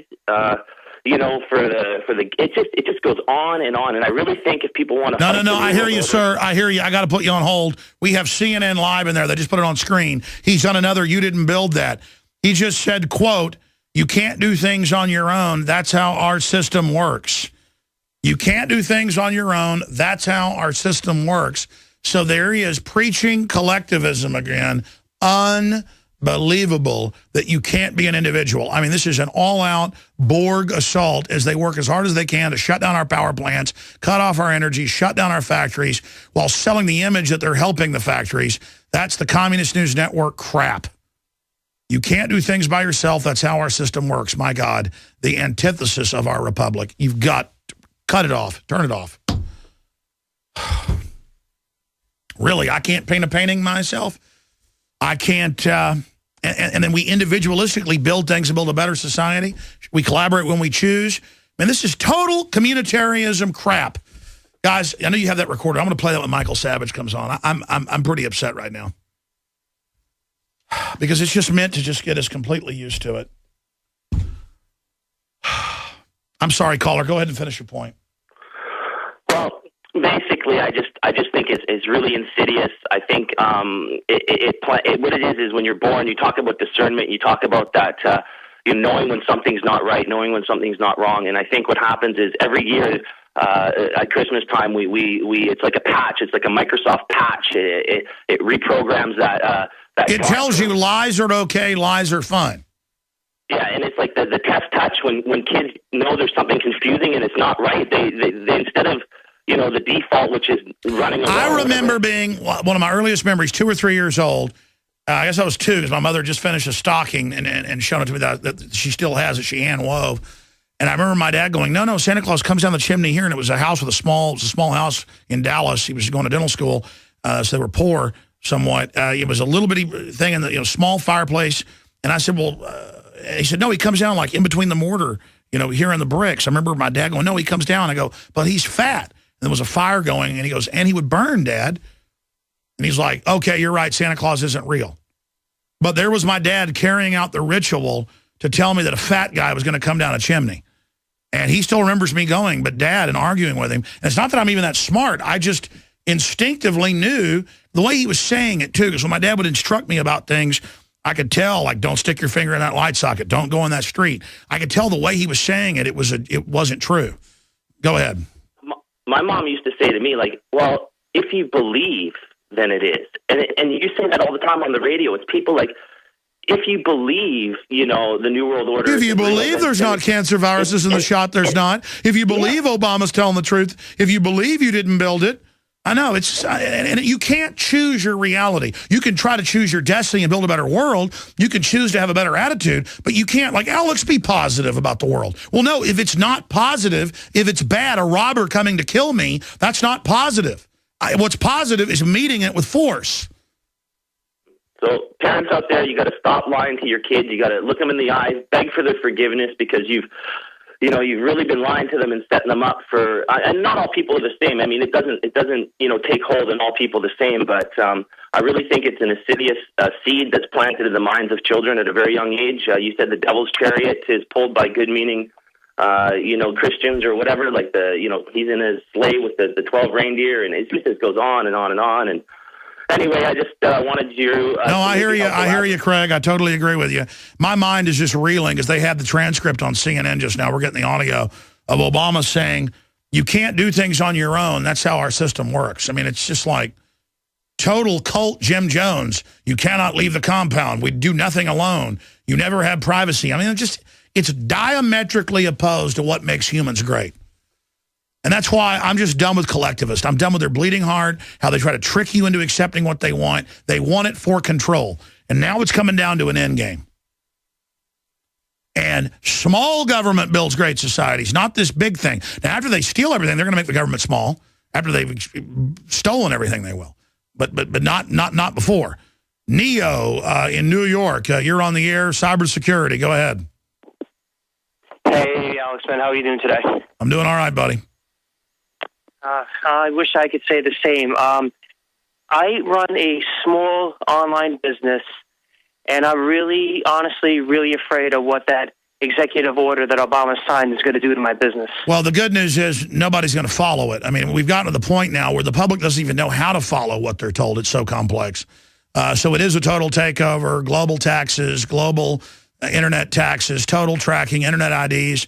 And they're trying to screw the web up. They know it's not going to work. It's wreck healthcare, bring in total communism. It's wreck the internet, bring in a subscription-based system. That's what they say they're going to do. I'm not going to comply to anything that these cretins say anymore. I'm not either. I'm telling you, it's just time has come to just not do what they say. Exactly. I spent a lot of money, a lot of my hard time on my site for these people to shut it down. I'm not going to take it. I don't care if they sue me. I don't care if they arrest me. Well, look, they can't go after all of us. They need to get us to comply. And you know what? The big gun manufacturers are lining up to leave the states and cities where they're trying to take the guns, and now they're backing off. It's time to really hate these people and get aggressive with these rat scum pieces of filth. Stay with us. Michael Savage coming up. All you got to do is wake up from the big lie, rediscover common sense and history, not think of being informed as work, but as being alive, and things will turn around very, very quickly. Michael Savage is coming up when we start the next hour, and I'm excited. His new book, he's had many New York Times bestsellers, A Time for War, dealing with China. And, well, the system is definitely trying to censor this book. And that's not an ad pitch. We're not even selling the book yet. We're going to do a deal with the publisher and sell it. We haven't been unable to hook that up yet. But, I mean, I've tracked it. And he is being blocked out. They're not even talking about it. Because Red Dawn, in fact, I forgot about this. When you guys pulled Communist Chinese, ordered Red Dawn re-edited so I can actually source the article. I mean, it's on record that happened. China owns our debt. It's not even really our debt. We've been maneuvered into this while propping up the banks with the tens of trillions, and then China buys the U.S. treasuries. Now the Federal Reserve's the biggest buyer of those, but still net, China owns more. In fact, here's some of those financial news headlines for people out there. Why should taxpayers give big banks $83 billion a year? Bloomberg. Well, Bloomberg, it sounds like Bloomberg's exposing things, and Jamie Dimon. Folks, the big banks, the 6 Federal Reserve mega shareholders, they get $85 billion a month. $40 billion of that just to buy off toxic derivatives that were already written off and triaged. So, see, you read this stuff. I mean, they're getting us at the open window with monetization. The original $878 billion or whatever, they just said that's a really big number. That was what they could get each time they went to the window and then act like, oh, we paid that back, but not all the rest. It's all just smoke and mirrors because they know big numbers. You know, oh, Bloomberg talked about $83 billion. Folks, it's $85 billion in another program every month. Let's continue here. That's QE3. U.S. oil imports from Middle East increase. Financial Times of London.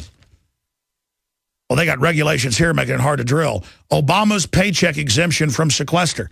Man, that guy's worth like $5 million off his stupid book. And you think it'd be like Rand Paul and like give his salary back or something, but not Obama.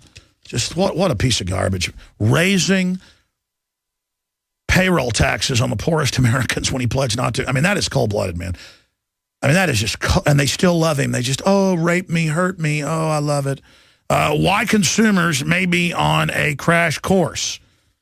And it just goes into Walmart, CNBC freaking out over the payroll increases is just absolutely causing the consumer index to plummet.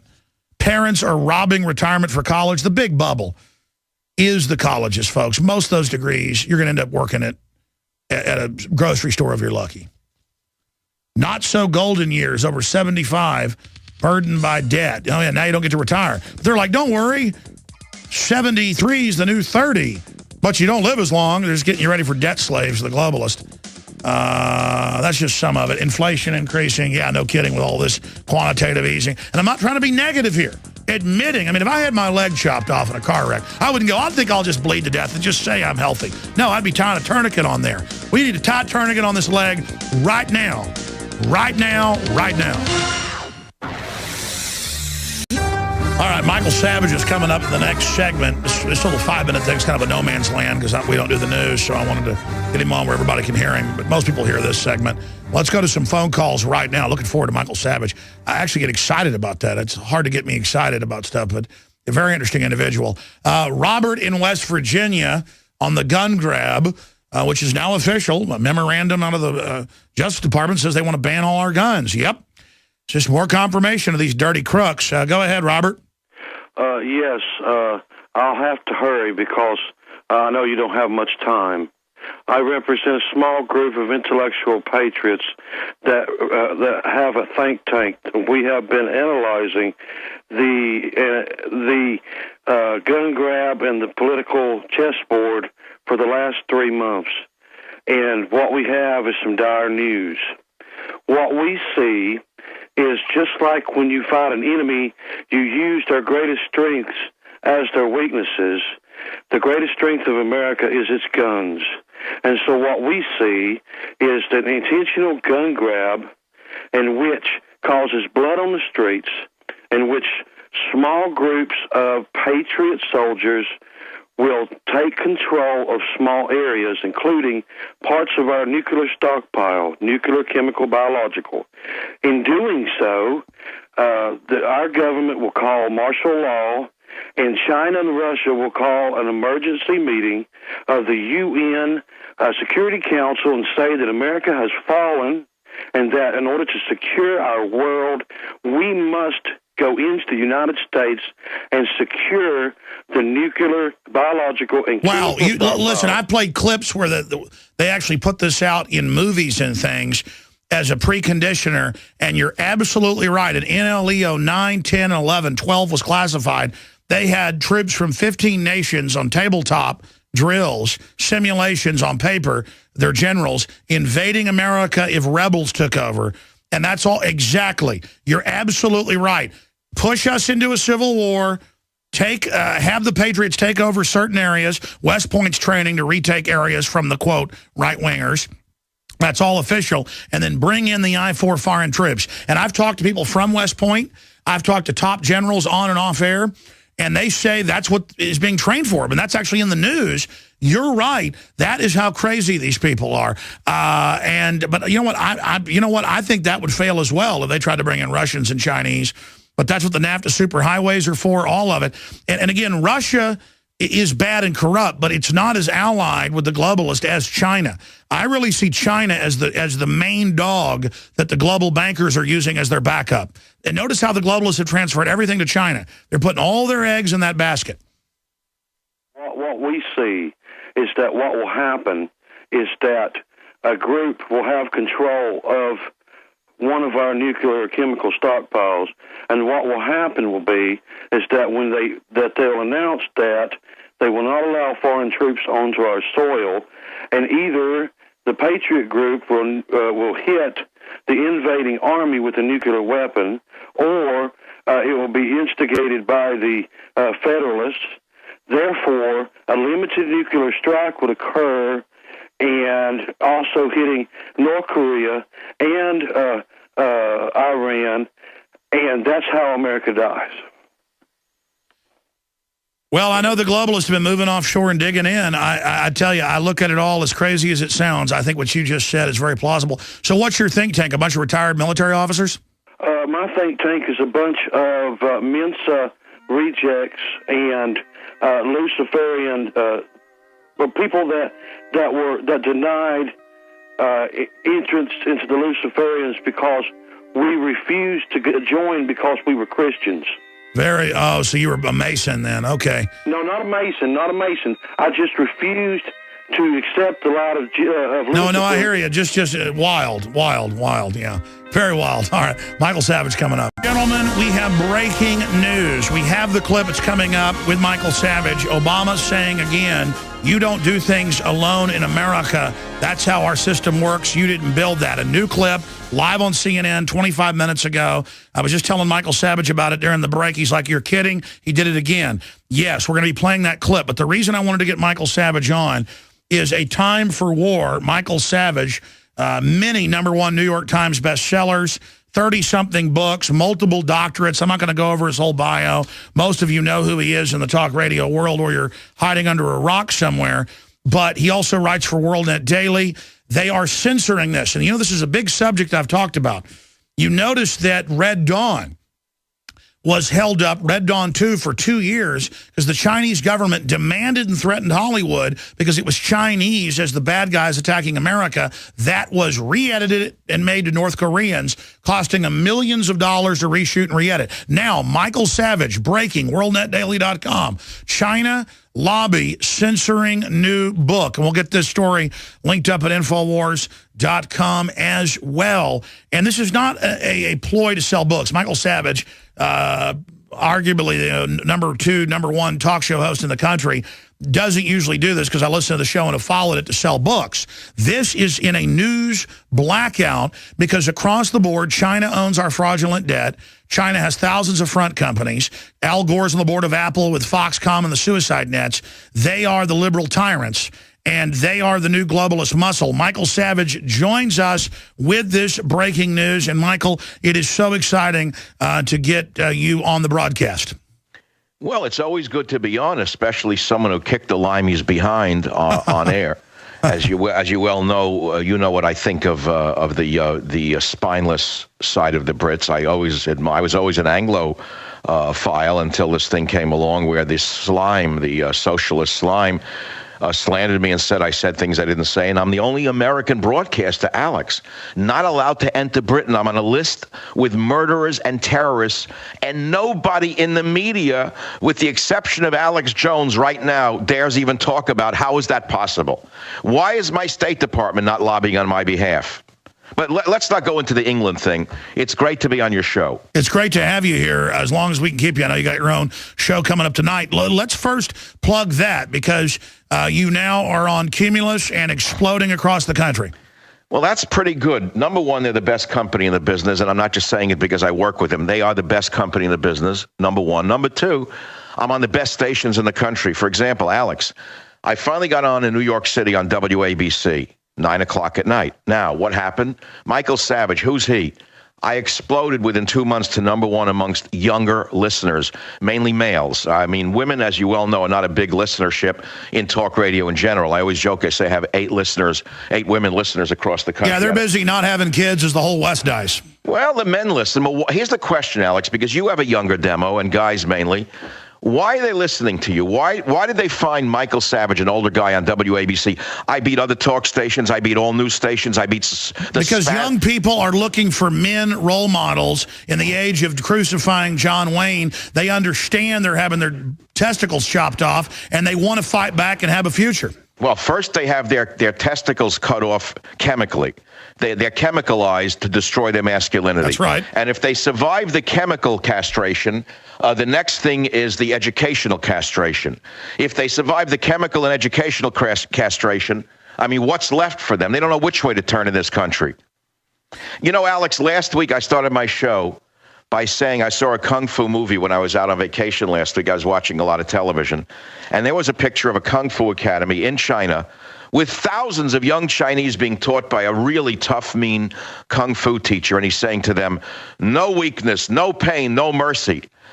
And he says, what do we learn here? And the Chinese scream back in Chinese, no weakness, no pain, no mercy. And I say, look at my sad sack country. We have a government and an educational establishment teaching our children to say, I'm weak, I'm in pain, this hurts, that hurts, I need the government to help me. Now, who wins this battle in the long run, Alex? That doesn't take a genius to figure out what's happening, does it? No. Okay, so that's where we're at. So now we know that China has lobbied very effectively in Hollywood. The Hollywood sewer pipe, as I've called it affectionately for 20 years now. The Hollywood sewer pipe is controlled by many different factors, but the number one factor is money. Since China controls the money flow to the banks and the banks control Hollywood, we don't have to figure out who controls Hollywood, do we? So my agent said to me when I told him my book is being sabotaged from the top, and I'll explain it in a minute, my agent called me and he said this, and I'm quoting Alex, this is a top New York literary agent, he said, from the government to mainstream media, oh no, that's him, Here, he said, from the government to mainstream media, there is a petrifying fear of China and the potential loss of their hypothetical business. The agent said to Savage, he was reminded of a conversation he had with a top Hollywood executive who said to him, they wouldn't produce any films that were anti-China for fear of being blackballed in their market, basically letting the Chinese government censor our movies in this country. Then he said to me, Savage, there must be a way to galvanize conservative media behind A Time for War as the only book willing to take on China, the agent told Savage. Well, guess what, Alex? Aside from you, nobody will discuss this book and its premise. Well, let's break down what they're censoring here. But to tie in, Obama shutting down dozens of power plants a week. They're not letting new plants open. They're totally clean coal power plants, about 51% of our power.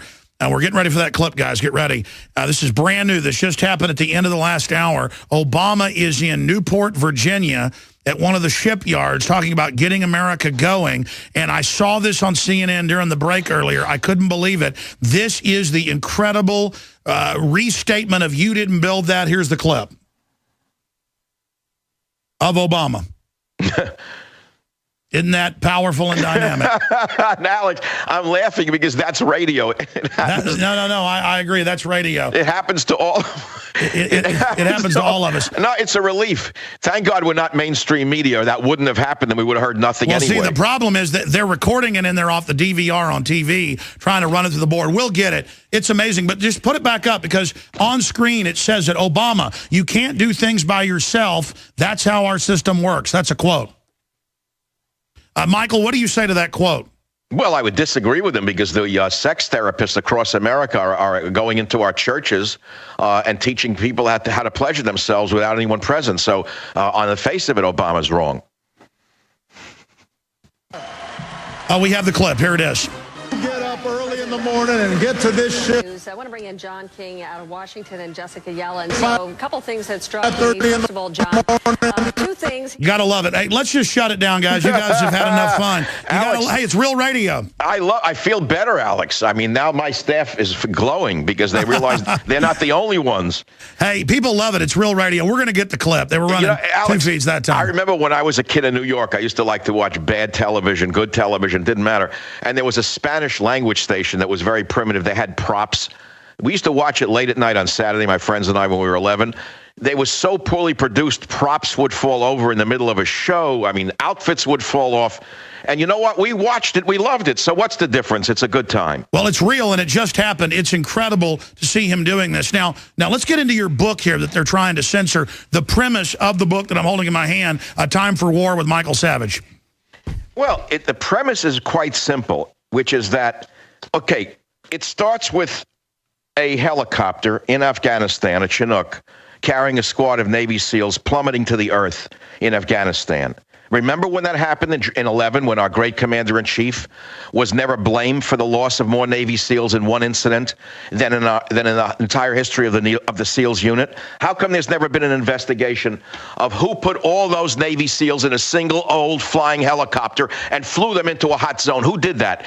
Who in the military made that decision? Or worse yet, was a decision made by someone other than in the military? Why has there been no Republican outcry? That's how my book begins. But the question is, what happens next? Well, I fictionalized that story in order to make America wake up to the fact that maybe, just maybe, someone will ask, who killed all our Navy SEALs? And number two, my allegation, meaning through my fiction, it's a novel, A Time for War, is that there's a Chinese agent in Afghanistan who brings it down with an EMP attack. And the whole book is basically about a lethal conspiracy to not only neutralize our military, but also a two-pronged attack that will disarm the American military through EMP blasts, and then release a deadly toxin, killing hundreds of thousands of civilians. And my hero, Jack Hatfield, and Dover, a young lady, race to locate this new ground zero and save an unsuspecting country. That's the theme of A Time for War in my novel. It's a novel. It's a novel. That's what it is. So, Alex, the question is, where do I come up with the theory that I am being manipulated or the But sale they're doing it all over the place. I mean, the government's owned by China now.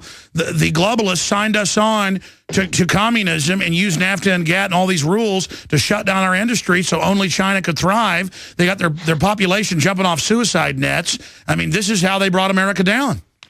Yeah, but let me answer the question. People are going to say Savage still didn't answer the fact that he's making a great charge here, that the China lobby is censoring his new book. Where is the proof, right? Well, let me give you one piece of evidence, because I'm trained as a scientist, and the only proof is a series of evidentiary facts. It's like a court of law, right? We can't definitively show you a video of Chinese agents sitting and talking and saying, kill the book. I can show you facts and let people draw the conclusions for themselves. When this book first came out, there was an ad campaign that was leading with, is China already at war with the U.S., okay? That was the lead line, is China already at war with the U.S.? By the time the book appeared, that ad line was dropped, and it became a book about terrorism, generic, okay? A generic book about terrorism. Secondly, we had an ad campaign planned for the day of launch, which was last week on a Tuesday. It was supposed to be on the top of some major websites. I will not mention which. I woke up early in the morning looking forward to seeing the ads. They didn't appear. I was screaming and yelling all day long. Finally, a word came back that it was bumped because of this, it was bumped because of that, it was a mistake, and the ads that were meant to run were suddenly running on Sunday morning and on Sunday midnight. They were never appearing where they were supposed to appear. It didn't happen by accident, Alex. Money was paid, contracts were signed. This was shafted from the top down. Can I prove it? No, but I can offer some evidence. And the publisher is owned by a German holding company, by the way, without smearing the publisher for obvious reasons. There's hardly an American publisher left that isn't owned by an international publisher. This one is owned by the biggest publishing group in the world, which happens to be headquartered in Germany. We all well know that the Germans are interested in penetrating the Chinese market. Is that correct? Absolutely. Well, I mean, as the CFR has said, in the New World Order, everything's being positioned to China to leverage everybody out at the lowest common denominator to bring in this system. Well, the one good news about it all is I've always liked Chinese food, so maybe I can look forward to that. But the thing is, that wouldn't be the bad. That would be the only good news of the whole thing. It's not a bad cuisine if you don't to get low salt, low fat Chinese food, which is impossible to find in San Francisco. Is this Sinophobia, Alex? Because we're going to be accused. Look, you're a renegade broadcaster. I'm somewhat of a renegade broadcaster. You know that. We're sort of outcasts, and we love it because that's what we are. We don't want to be one of these old men sitting on the boardwalk with our pants legs rolled up complaining like Bill Plant did yesterday from CBS. Did you hear that sound clip? You got to hear this one. Bill Plant complains to his friend Howie Kurtz of the major media. Howie Kurtz and Bill Plant. And Bill says this. He says, we've gotten used to being called whiny lapdogs. I've heard it for 30 years. But he said, this is about access to the president. And access to the president has been cut and pushed and curtailed over every administration I've covered. But here's the nub of it, Howie. This administration has the tools to reach people on their own now. They don't need us that much. And to the extent that they're able to do that, Howie, they're undercutting the First Amendment, which guarantees a free press through many voices. Isn't that hilarious? That's right. These idiots sold out, repeated and regurgitated what the establishment said, and now they're being totally cut off, and they're complaining. Yeah, that a free press through many voices, as long as they're all liberal voices. Certainly, you've never been on the free press. I've never been heard from by the free press. We don't exist, Alex. Our large audiences don't exist. That's right. They're the ultimate censors, legends in their own mind, who sit up there on a mountain telling us what exists and doesn't exist. Did you see Gibbs, regardless of where you stand on the drone program, saying he was told to say the program didn't exist, like the Wizard of Oz, even when the program was public? Did you see that? Yeah, I'm not a big fan of Gibbs. I happen to like drones. I know you and I disagree on this. I'd rather see a drone go and kill a real terrorist than sending an American platoon over there to do it. No. I'm talking about them being domestically used against us. Of course we're against drones in America. The only drone I would approve of would be a drone manned by a government official. A manned drone, not a V-2 rocket. Remember, Hitler used the first drones. They were called V-1s and V-2s. Remember the unmanned rockets that he sent on England? What, now our own government is using V-1s against us? Absolutely. And in fact, Michael Savage here with us, the crew's doing a great job trying to capture stuff live off TV. We do, drum roll please, have the clip of Obama at a shipbuilding factory in Virginia just about 30 minutes ago. He said this is breaking, you didn't build it statement, number 2 from CNN. Here it is. But in order for us to make that happen, I'm going to need you. You know, the one thing about being president is after 4 years, you get pretty humble. Oh, You'd think maybe you wouldn't, but actually you become more humble. You realize what you don't know. You realize, you know, all the mistakes you make. But you also realize you can't do things by yourself. That's not how our system works. You've got to have the help and the goodwill of Congress. And what that means is you've got to make sure that constituents of members of Congress are putting some pressure on them. So again, that's a backhanded way. He's saying, oh, I can't be a dictator. But what he's really saying in a factory is you can't do things by yourself. Well, I think what he's saying is I need you to run to Congress and make them cave in and make sure I can give increases in taxes again, is what he's really saying. Yeah, of course he doesn't believe anyone does anything without the government's help. This is how statists think. This is how statists have been brainwashed from childhood to believe that, for example, Picasso didn't paint his painting by himself. He'd argue that he had to go buy the paints, he had to buy the paintbrush, he had to buy the easel, and he had to rent the model. But other individuals contributed to make a better choice and more variance in society. The idea of collectivism, all it creates is nightmares. Well, we understand that, but Alex, listen to how they think. You know as well as I do how they think. Why do you think that in the Soviet Union of the past and in China today, there is no individual art? The art has to be state-approved art. Is that correct? How different is that than state-approved art in America today, where there are very few creative artists who are ever seen unless they're working through the National Endowment for the Humanities, National Endowments for the Arts, or they're in a university tenured position? You don't see or hear from them because they're not state-sponsored. We are becoming increasingly like a Soviet state. We understand that, Alex, and we're fighting against it. The question to you, Alex, is people are screaming, what the heck can I do about it? I've tried. Look what they gave us in the last election, a choice between Mr. Milquetoast and the communist, the naked Marxist. Then the naked Marxist, Obama, floods America with illegal aliens 3 months before the election by granting amnesty through the, quote, DREAM Act. Without congressional approval, there wasn't a peep out of the drunks called Republicans. Well, Michael, that was my next point, is that isn't it time for impeachment? It was a long time ago. He says our military's under NATO control. He goes on to say that he can have cybersecurity shut down a free speech if Congress doesn't act. He says now he can legalize the illegal aliens by fiat. Well, you and I can't go to Mexico and have babies for free and everything paid for. They're taking American hospitality and using it to literally bankrupt this country. And isn't that their goal, is to bankrupt things, to collectivize it? I'm not sure that they want to bankrupt the country. I think they just simply are into controlling it. And remember, Alex, my analogy is different than yours. There was a TV show called The Sopranos. You probably don't watch much TV. No, I've seen it. Yeah, the mobsters. Okay, so it's when the mobsters from New Jersey, they run a private gambling den, right? They get a guy in who's a friend of theirs, by the way, who owns a huge sporting goods store. And they tell him, don't gamble. You're a sick, degenerate gambler. He gambles anyway. He loses all of his money. So the mafia gets their hands into his sporting goods store, right? Now, the next scene is they already move into the store. They get in the back room, and they're taking stuff out of the back door. They now own the guy. Not only they busting out the store by selling things in the back out of trucks. Now they're taking a line of credit, Alex, that the store has, and they're running up first-class airline tickets to the tune of millions of dollars. What does that sound like to you? It sounds like we've been taken over by the same gang that took over the sporting goods store, and they're busting us out by running up our credit, taking our credit line and running it up. No, I totally agree with you. That's my analysis exactly. It's like a gang took over America. How dumb do you have to be not to see it? No, it's government anarchy, as you call it. It is government anarchy, and that's a phrase I was using, but people don't understand what I say, Alex. Maybe some do. Have a big audience. Hey, let me bring this up. Why do all of the major conservative libertarian hosts talk crap about each other or start fights? I don't do that. But when I'm listening to talk radio, they're constantly sniping at you and then acting like you're sniping at them when they're starting it. And then I've got, Mr. Beck behind the scenes always trying to make stuff up.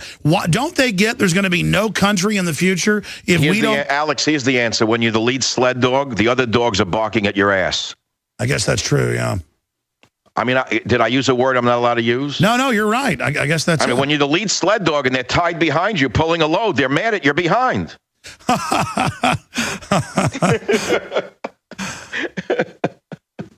Oh, man, Michael Savage is our guest. I've got a bunch of questions for you, and we're going to come back from break if we can keep you, because I've got to get into how you think we get America back, where you think the future is going, what's going on in the Republican Party. But again, I've never heard you come out and talk about a book being censored like this, and I've seen China do this publicly, saying they couldn't put out Red Dawn, and there should have been a congressional investigation when they didn't put out Red Dawn for 2 years to re-edit it. And the communists didn't even pay to have it re-edited. I mean, since when did our country let the communist Chinese that kill their political dissidents and sell their organs dictate books and films? I don't think it's a theory. There is a news blackout on your book. You know, if you go to any major bookstore, Barnes & Noble, I went into a local one yesterday. The book is prominently displayed because the publisher buys that. You know how books work. In cap, yeah. Yeah, they're right up there. They're beautiful, but no one knows the book is there. They're not going into... I need a revolution of my listeners to go in and just buy the book. It's that simple. You say, well, you just want to get rich. I hope people believe me. It won't change my lifestyle one iota. I need people to ask a question. Who in the U.S. military put all those SEALs on a Chinook helicopter that got shot down in Afghanistan? Stay there. Why did they kill the SEAls? I agree. Oh, yeah. We're coming. I think that was on my list of questions. You didn't even know it. Zero Dark Easter Bunny. We're going to talk about it all with Michael Savage, michaelsavage.com. Well, folks, I got to be honest with you. I'm a talk radio listener. And I really can't listen to any of the big national hosts. I've said this before. And you know I don't talk trash about other hosts other than people that attack me behind the scenes. Empty suits, as some people call them. But I like Michael Savage, even though I've disagreed with some of his views and some of the things he said tongue-in-cheek about put the liberals in forced labor camps. Now I get the point. He was saying they want to put us in forced labor camps. But I just really like Michael Savage. Alex, listen to me. I'll say it again. You better put them in a camp before they put you in one. As George Orwell wrote in the 1930s when he saw what the communists were going to do, if a man comes to put a bomb in your mother's house, put a bomb in his mother's house first. They, if they could, would put you and I in a concentration camp. No, they call for our arrest all the time. I mean, they call for ending free speech. They love it. Yeah, and look at this. The same bastards who try to push through the fairness doctrine to put me out of business, they're the same sons of bitches who are right now doing everything against the American way. Everything imaginable, whether it's seizing guns, seizing speech, seizing property, or pandering to the enemy. It's the same SOBs all over again. That's why they want us silenced. You know, it really is true, and I'm sure you've seen the Bill Ayers witnesses from the trial, the FBI informants. It was later confirmed in the trial of the Weatherman. They were talking about putting 50 million conservatives in forced labor camps and licking their lips talking about beating us and killing us and shooting us. And then they had a White House petition countering my Piers Morgan petition a few months ago saying, let's have federal militias to go confiscate the guns. They dream of some red terror Lenin takeover. I mean, these people really are nuts. Well, on Sunday, their good friend Louis Farrakhan gave a speech to 10,000 Nation of Islam followers where he appealed to gangbangers. You should get that soundbite where he said to them, you guys know how to use guns. All the guns you own are illegal, meaning they can't be seized. And he said, we want to teach you the arts of war because although one of our own, he said, is running the country, he's not helping us. We have to help ourselves. What was he saying? What was he saying? No, I saw the clip. In fact, we played the clip. And by the way, is the Nation of Islam the secret private militia that Obama hinted at before he was elected in 2008? There's the headline. Farrakhan recruits Chicago gangs for protection. Well, look at the new FEMA Corps now launching people. I want to get into the martial law civil war scenario with Michael Savage of the Savage Nation, one of the top talk show hosts in the country, best-selling author, new book, A Time for War. Michael Savage joins us right now. But first, let's go back to the bin Laden raid, very questionable. One helicopter crashes. They dump the body in the ocean along with the Keebler Elves, and then they pack 23 SEALs on a helicopter. I actually talked to a SEAL who has a buddy, one of the few survivors of SEAL Team 6, who says that they believe the helicopter was blown up. Michael Savage, where were you going with that? I think they were sacrificed by the Obama administration, at least someone in the administration, gave a little gift back to the enemies of America and said, okay, we took out Osama bin Laden. You can have all 23 Navy SEALs. No, you're right. It was 30 total. There was some Army guys, too. Yeah, there were Rangers, and then there were some Afghan Special Forces. I think it was 23 SEALs. Yeah, 23 SEALs, and I think 34 total. But go ahead. I was screaming on my show, who made the decision to put them in a Chinook helicopter? Alex, you know that the Chinook is a Vietnam-era helicopter. They're a death trap. The SEALs said they're never put on those. Okay. In fact, the bin Laden raid was conducted with 3 advanced attack helicopters. Stealth. Why were these guys put into one old flying helicopter that was allegedly shot down with an RPG? I allege it was shot down with a blast, an EMP blast, in the novel A Time for War. How can I prove it? I can't. I'm only a fiction writer, after all, Alex. I have no inside information. But the question is, why was this never investigated? This was the single greatest loss of Navy SEALs in American history. And Obama runs around, I'm a commander-in-chief, I killed Osama bin Laden, and that schmuck, whatever his name was, who we forgot already, Ramney. How many times did I say on my show, Ramney, get up during the debate and say to him, okay, sir, you should take credit for killing Osama bin Laden, but do you also want to take credit for killing 23 Navy SEALs? Who in your administration did that? He could have sank his presidency during the campaign, couldn't he have, Alex?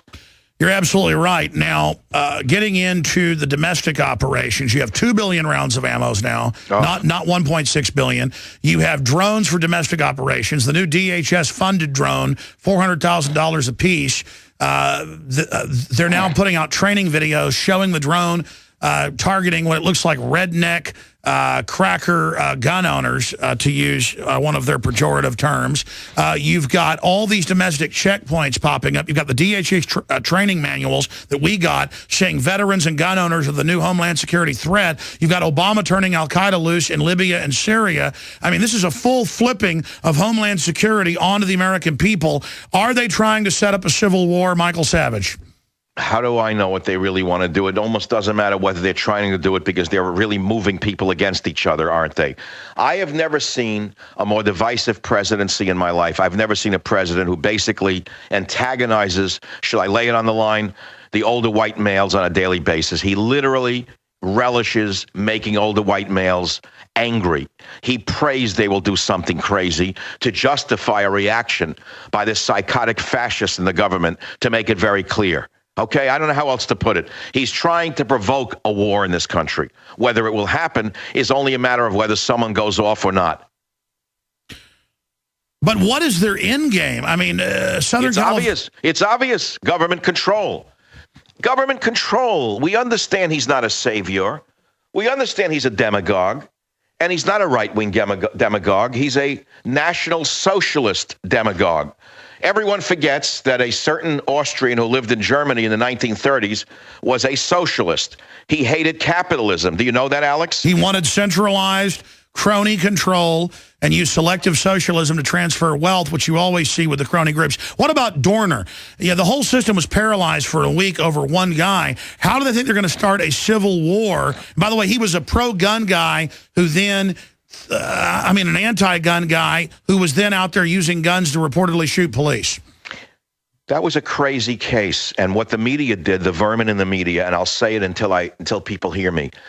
Okay, I won't use a word that's so charged. The solenterates in the media, the worms in the media. The worms in the media, how's that?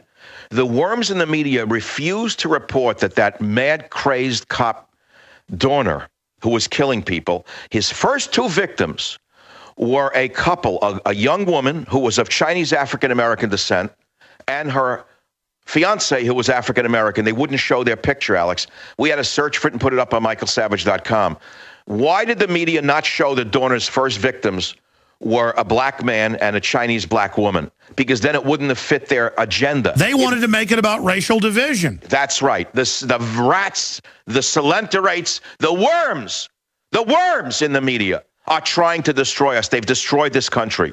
The very same worms that Obama's now saying, I don't need you anymore, are now crying that he doesn't need them anymore. But it's those worms, never forget, who destroyed this country.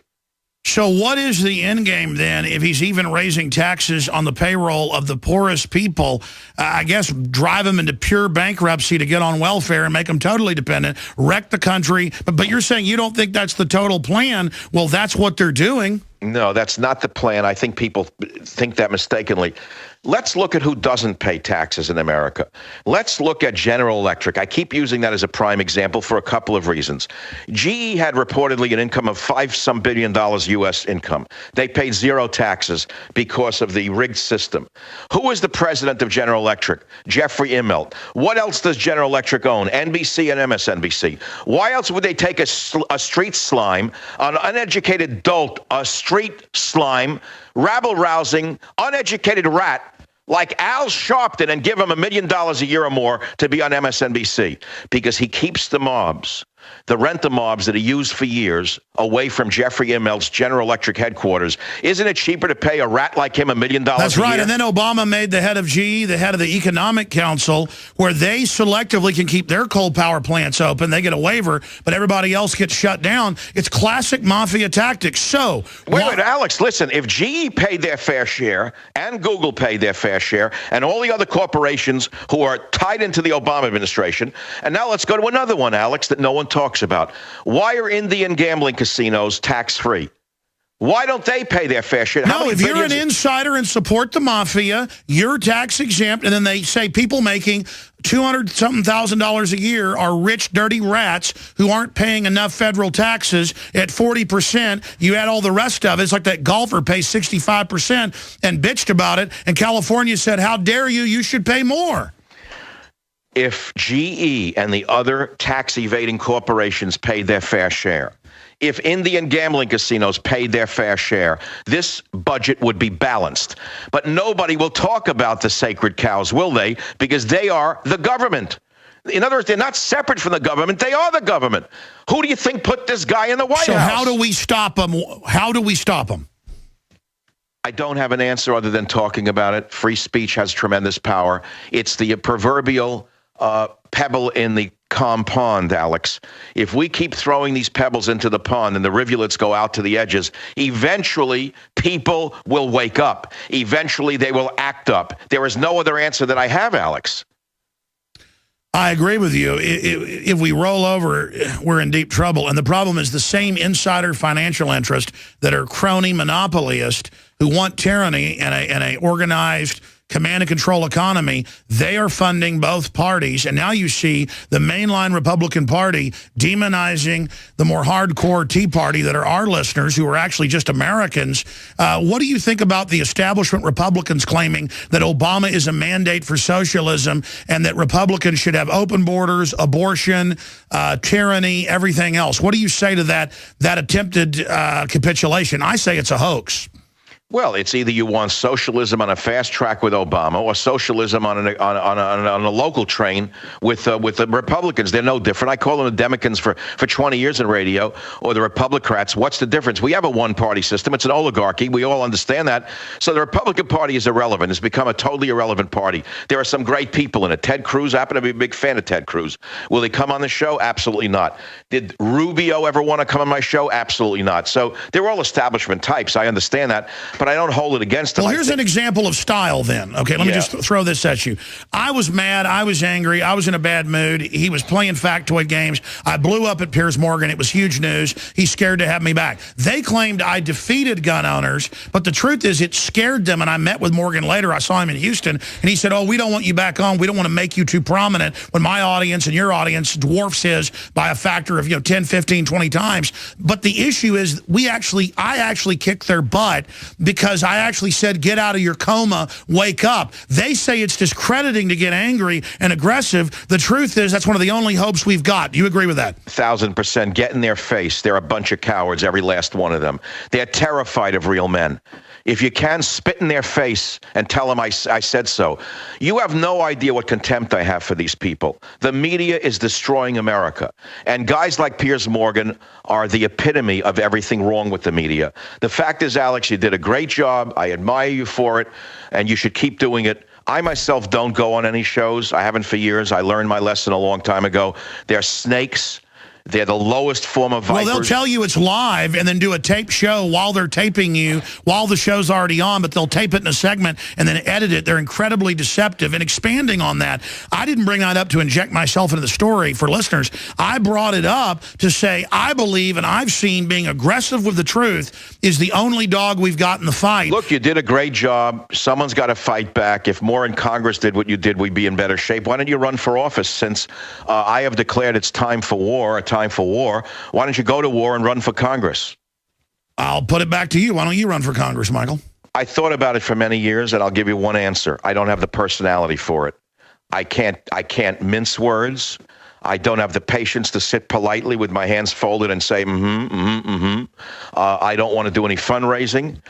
Moreover, I really don't want to pander for votes. I agree. I absolutely agree. I got involved in some campaign stuff and the begging for money and the questionnaires and just all the weirdness and the sycophants that worship the political class. Totally sick. Now, you've talked a lot about this. The 2 billion bullets, I want to specifically get into that. The domestic drones, the Homeland Security training.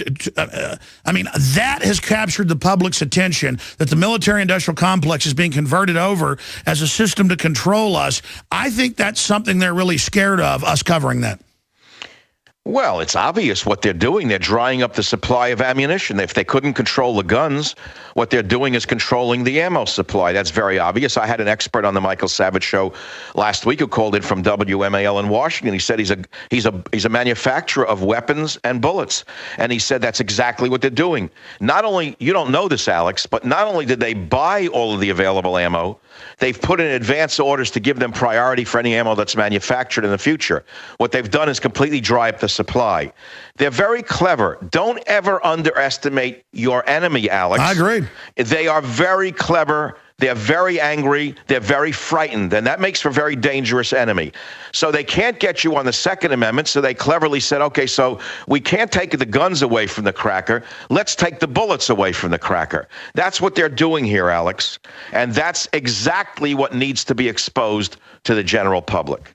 You said this about 3 years ago, and after you said it, there was a Financial Times of London article, official Democratic Party fundraiser letters to the millionaires that said, don't worry, even he's going to get reelected, and there's going to be big events that help Obama take over. There's going to be crises, and we're going to blame it on the right-wing radio.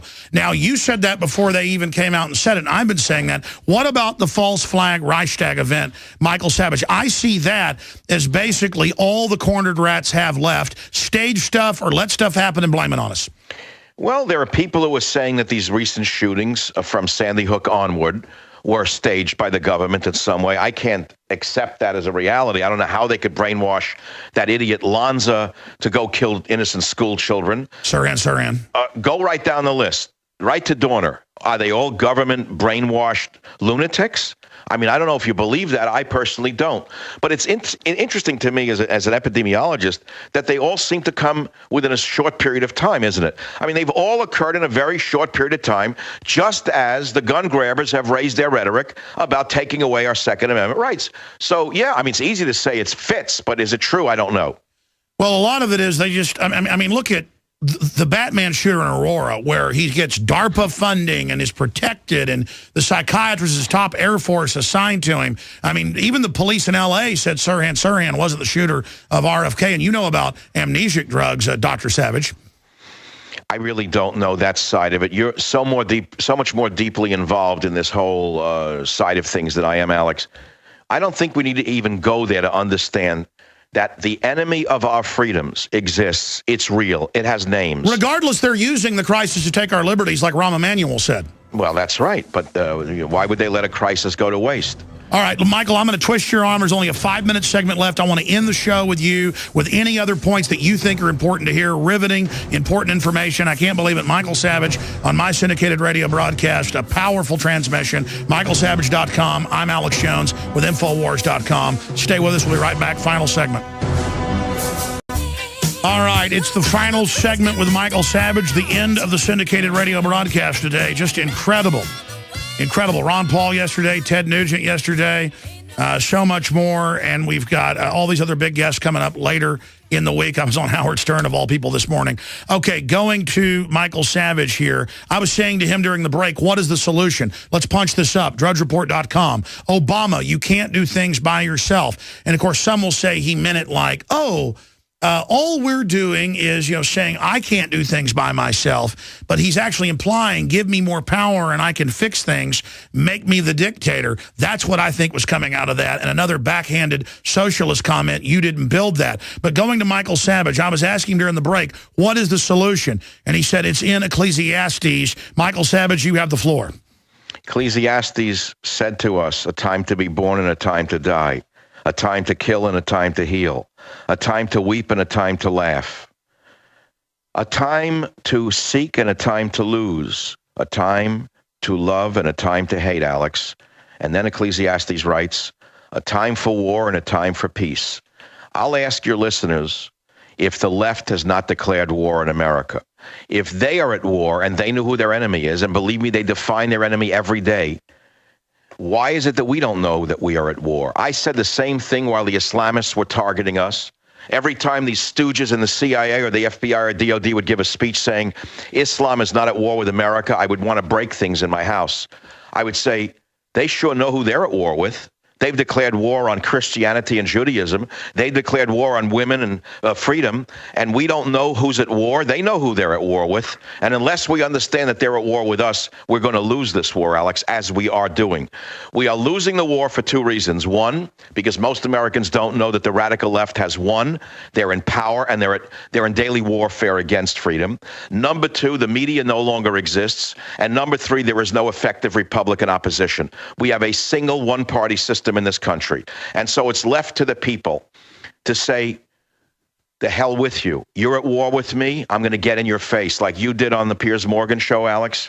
Everyone has to get into everyone's face. Don't let them run you down with guilt or with shame. There are more of us than there are of them, and we can win if we just don't give in. In the few minutes we've got left, is there any chance to get an impeachment movement going? They say... No, don't waste your time. It'll work for Obama, not against him. It'll be turned into a laughing stock by Rahm Emanuel and the media operatives.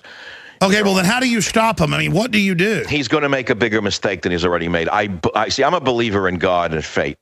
And I believe this man is so out of control with his ego. And one of the things I do for a living is I watch behavior. If you watch Obama walk, if you watch him speak... Total arrogance. You see the man bopping down Air Force One. You see him inviting the slime from Hollywood sewer pipe into the White House.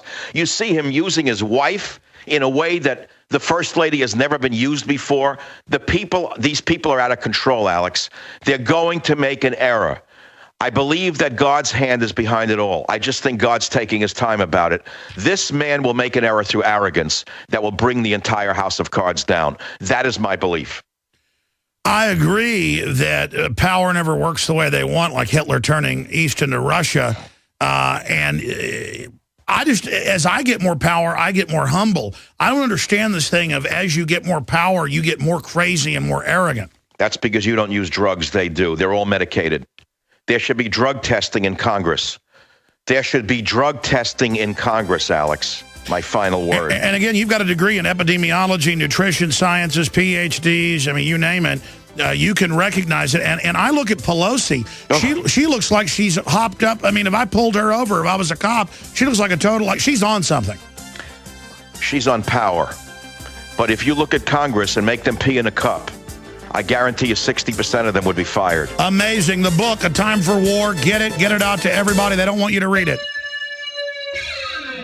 Thank you for... President Obama won't have to worry about his paycheck in the spending sequestration, including the Budget Control Act that he signed into law in 2011, because he's exempt from it. Well, they're exempt from everything else. They're exempt from insider trading. They're exempt from their own taxes. They're exempt from regulations. They're trying to exempt themselves with bills from gun laws. I mean, that's the essence of tyranny, is not just when they oppress you, but then they exempt themselves from that as well. By the way, there's another article I'm going to be getting into. Scientists claim 72 is the new 30. And they're talking about life extension technologies and the way people act and things. It's a complex issue, but they tried to arrest mental development at about the age of a 12-year-old on average, right as you're becoming a man or a woman. But also, worldwide population longevity is going down because of all the poisons in the food and water. And then they just have these binary treatments that only keep you alive a little while. You know, you would have died when you were 50, but they keep you alive uncomfortably to 74 or whatever, when our longevity should be going up and up and up. So I heard everybody on talk radio this morning talking about we're living longer. We're, 72 is the new 30. Bull. People are now getting Alzheimer's in their 30s. People are going into puberty when they're 3 years old, having babies when they're 6, 7, 8, 9 because of all the chemicals. I mean, I was on Howard Stern this morning, and I was explaining to him the amphibians, the fish, the crustaceans, the shrimp. They're going into puberty early. They're deformed. They're bisexual. And then it's, gay fish. Listen, folks, when you go into puberty when you're 9, I went to puberty when I was 11. Back then, that was early. People are going to puberty now, boys when they're like 9, girls when they're 9. Some as young as 3 are starting to menstruate. Okay, girls are supposed to go into puberty when they're like 14. That's the old global number back when the British studied it worldwide in the 1800s. You're talking about 14 for girls, 13 for boys on average. Now, girls, it's down to 11 on average. Boys, it's just bizarre, ladies and gentlemen. Boys, actually, in some cases, are going into puberty later because of all the estrogen mimickers, or they're having more of a female puberty. They're growing breast and things when they're 7.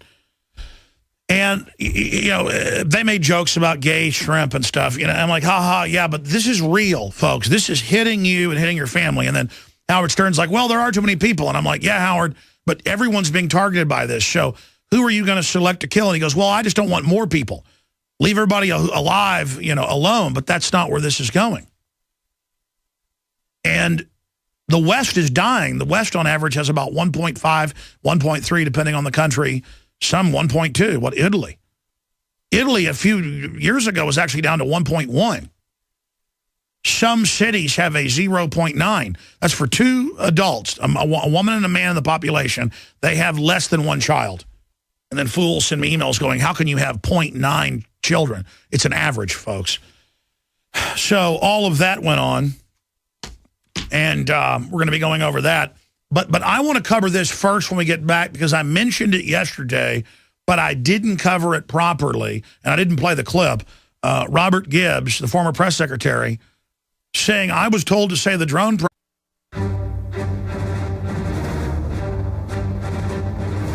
Big Brother, mainstream media, government cover-ups. You want answers? Well, so does he. He's Alex Jones on the GCN Radio Network.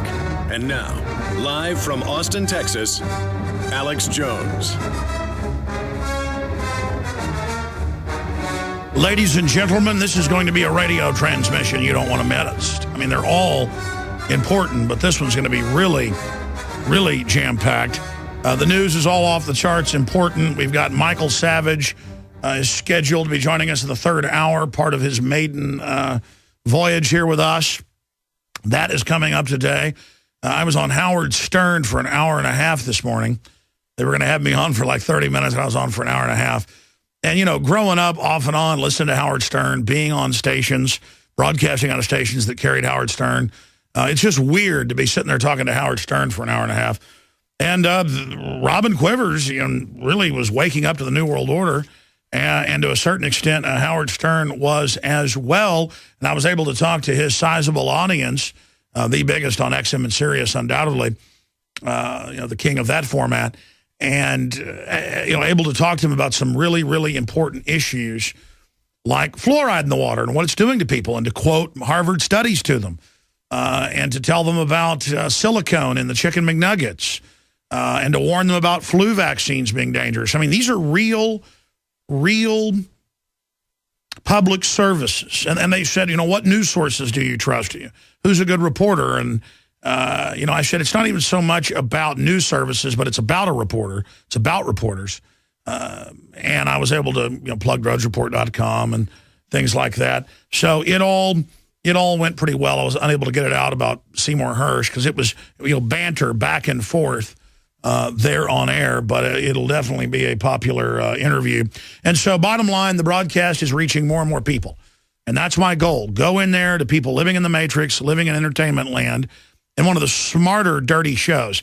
I mean, now Howard Stern is nothing compared to the other stuff I hear on talk radio and the shock jock morning shows and the other stuff on XM and Sirius. I mean, the big end thing is to make fun of handicapped people and make fun of mentally retarded children and do really some horrible stuff. And you don't really hear that from what I've heard on Howard Stern. And I was trying to wake him up about the New World Order and the banking cartels and how the future doesn't need us according to the elites, the whole robot takeover. Because my job is to get in there and to try to inform their audience. With CNN, there really isn't much of an audience. I mean, the top people that actually watch and believe CNN have the IQ of drying paint. And so, I just wanted to put Piers Morgan in his place. And Piers Morgan normally doesn't have a big audience, but because of that event, it did cause chain reactions out there and was basically aired on every news program and every comedy show out there, from Jay Leno to The Daily Show on Comedy Central. Okay, enough about that, ladies and gentlemen. Wow, where to start? We've got big economic news, how that affects the dollar from what's happening in Europe, more mergers of the North American Union with the European Union. That's being picked up in the news. Court won't allow challenge to surveillance law. U.S. State Department-funded BBC World Service is being jammed. Obama is exempt from the sequestration. GOP lawmaker Obama using fake Twitter messages. Well, of course they are. That's out of the Hill. Americans approve of sequestration to cut TSA. That's one of the most unpopular agencies out there. And that is just some of what is going to be coming up here on the broadcast today. And then we have some big Second Amendment news all over the country. This latest one is out of Alabama, out of WAAY television. Proposed Guntherville's ordinance sparks controversy. And it says that if there's any type of emergency, a storm, a tornado, whatever, that part of an emergency is taking your guns. So if there's an economic emergency, they take your guns. I thought you needed your guns more during an emergency, but that's the FEMA Katrina model of where, you're flooded out, or, you're in a high and dry area, you need guns to protect yourself from looters. No, we're going to just come take your guns and loot your house and let the looters run wild. That's coming up, and how it ties into Paul Watson's latest article. Yes, Hitler and Stalin did take the guns. It's reality, ladies and gentlemen. We're going to break it all down. Straight ahead, Michael Savage. And that is Ministry leading us in on target for more than 2.5 decades. We need to get Al back on the broadcast. Another one of our great listeners. Ladies and gentlemen, it is Tuesday, the 26th day of February, 2013. The one, the only, Michael Savage. And guys, I have a copy of his book, but it's in Weldon's office. And we just keep forgetting, or I'll go get it during the break, but I really need that. Michael Savage will be joining us coming up today in the third hour. To talk about his new book that tries to get into the China takeover threat, the globalists basically selling us out to the communist Chinese and using the Chinese people as the slaves to build the New World Order. And we'll get into why he's against the flu vaccine, where he thinks the New World Order is going, how do you stop Obama and the globalists, the collectivists, and their Marxist minions, their useful idiots, all that with Michael Savage, who's scheduled, I say that jokingly because he's banned from the UK under thought crimes. He's scheduled to join us coming up in the third hour today.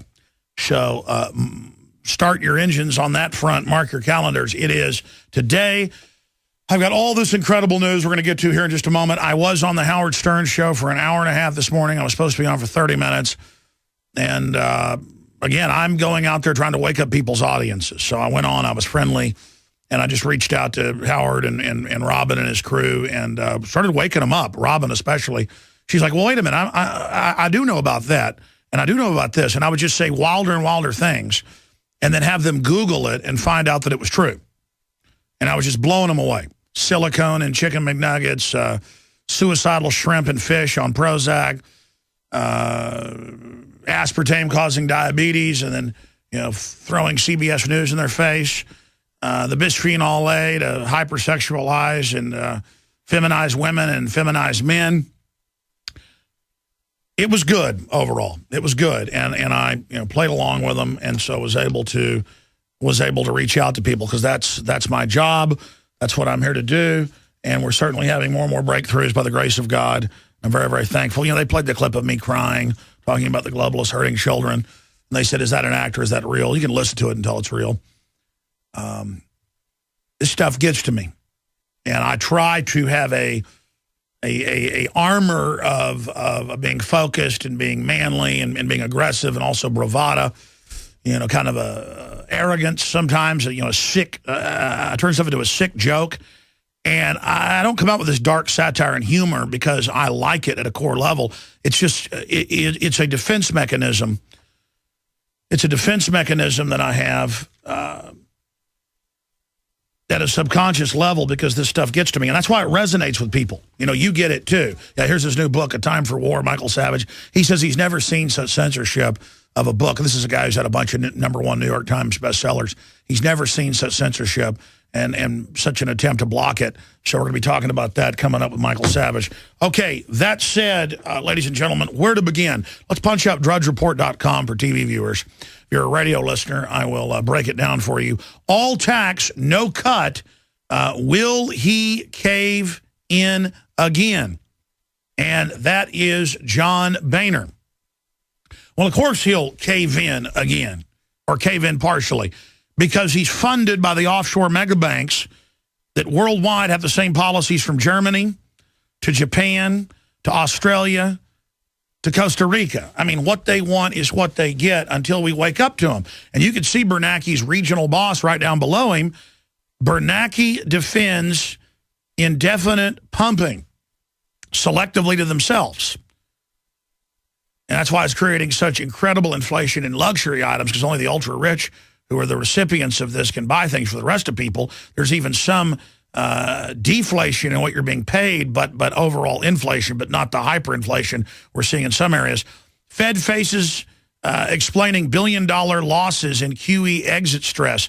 And I saw a Bloomberg article saying it's 80-something billion a year given to banks. And all they're doing there is focusing on one small little level to talk about $80+ billion a year.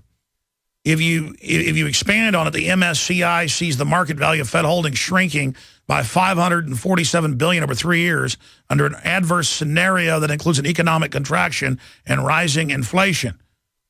And then it goes on to break down $216 billion.